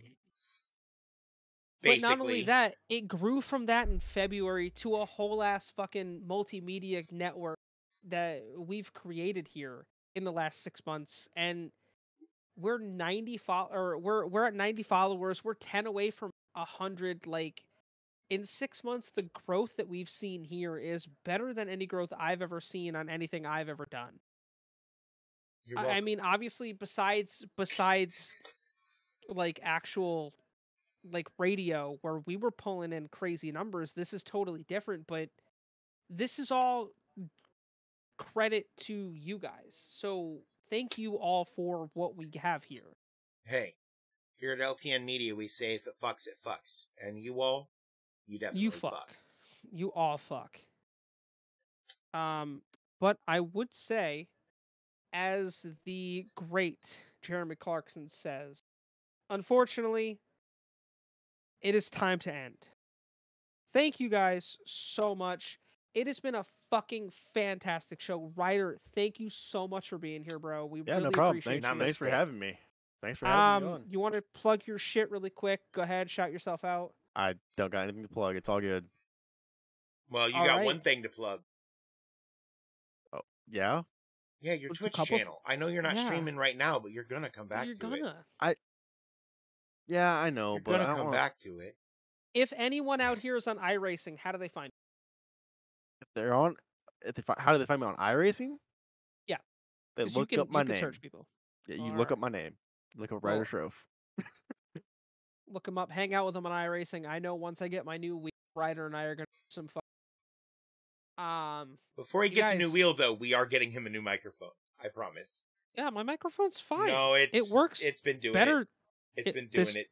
I've Yeah. unplugged it, plugged it back in several times. Uh-huh. Yeah, it's been cutting out. Yikes. To be fair though, Dave, yours has done it a couple times for me anyway. To be fair, That is a Discord issue I am familiar with. It still lights Okay. up. It's part of the software bug that I figured it weeding probably out. was. Yeah, I figured it probably was. So that's Ryder, not a Sush is asking hardware you a question. problem. That's a Windows is a bitch problem. No, I do not know that person on iRacing. Unfortunately, what do they race? I do mostly paved oval and dirt oval. I'm gonna download an app so I can have alcohol delivered to me. That's smart. Something classy as fuck. Yeah, you guys check out our socials Hit us up on everything. We're gonna start within the next few weeks, really getting back into the social media content. Come hang out with us in Discord. We talk everything from sports to food to we post alcoholic beverages to pets to all the nipples. music. We do. We post nipples. our nipples. I I wish that was a joke, writer. It's not a joke. And There's it's a whole just channel overall, in the Discord dedicated to it's dudes called flashing Tits their Out nipples. for the Ladies. Yeah. It's called Tits Out for Oh, the I Ladies. see it. I see it. I see it. Also, That's check funny. out our YouTube channel. If you guys get the chance, we upload every episode of the Double the Estrogen Power Hour and Less Than Normal on our YouTube channel, as well as a bunch of exclusive content coming soon. Also, check out our merch store. You guys know you want to buy some dope ass merch, and you know you want to rep us. It's just that simple, right? Buy that hashtag butt stuff mug. Goddamn right. Buy that hot mommies and me. Hot mommies fleece and blanket. Me boys. Here's my Hot question: mommies and me. Can we get a hashtag hot mommies and me mug? Yes. Sure. Can we get a hashtag hot mommies and me in chat right now? Fuck. Like, I would be down for a hashtag hot mommies and me mug, as long as it's black. I don't like white mugs. So They're hard to keep clean. They're normally really hard to keep clean. Coffee stain shit so bad. It does. Hot mommies everything and stinks. me boys. Hot mommies and me. Dave, I have a channel I would like to raid if you want to. We're gonna raid me. I'm starting a stream. That's right. Dave streams on Wednesday nights. Hang out with him in his stream. I'm probably gonna hang out in voice like I normally do on Wednesday nights. We're gonna stab people, bitches! So what are you streaming tonight, Dave? Assassin's Creed Syndicate. So this week for LTN left tomorrow night we have community game night. We're gonna be playing I, Dark Overlord with Sushi and some other friends. What is it? I, Dark Overlord. Oh. It's a game on Tabletop Simulator. It's real good. It's fun. And that'll be at like 8:30 Eastern plus or minus, depending on when everybody is available. Indeed. But probably about then.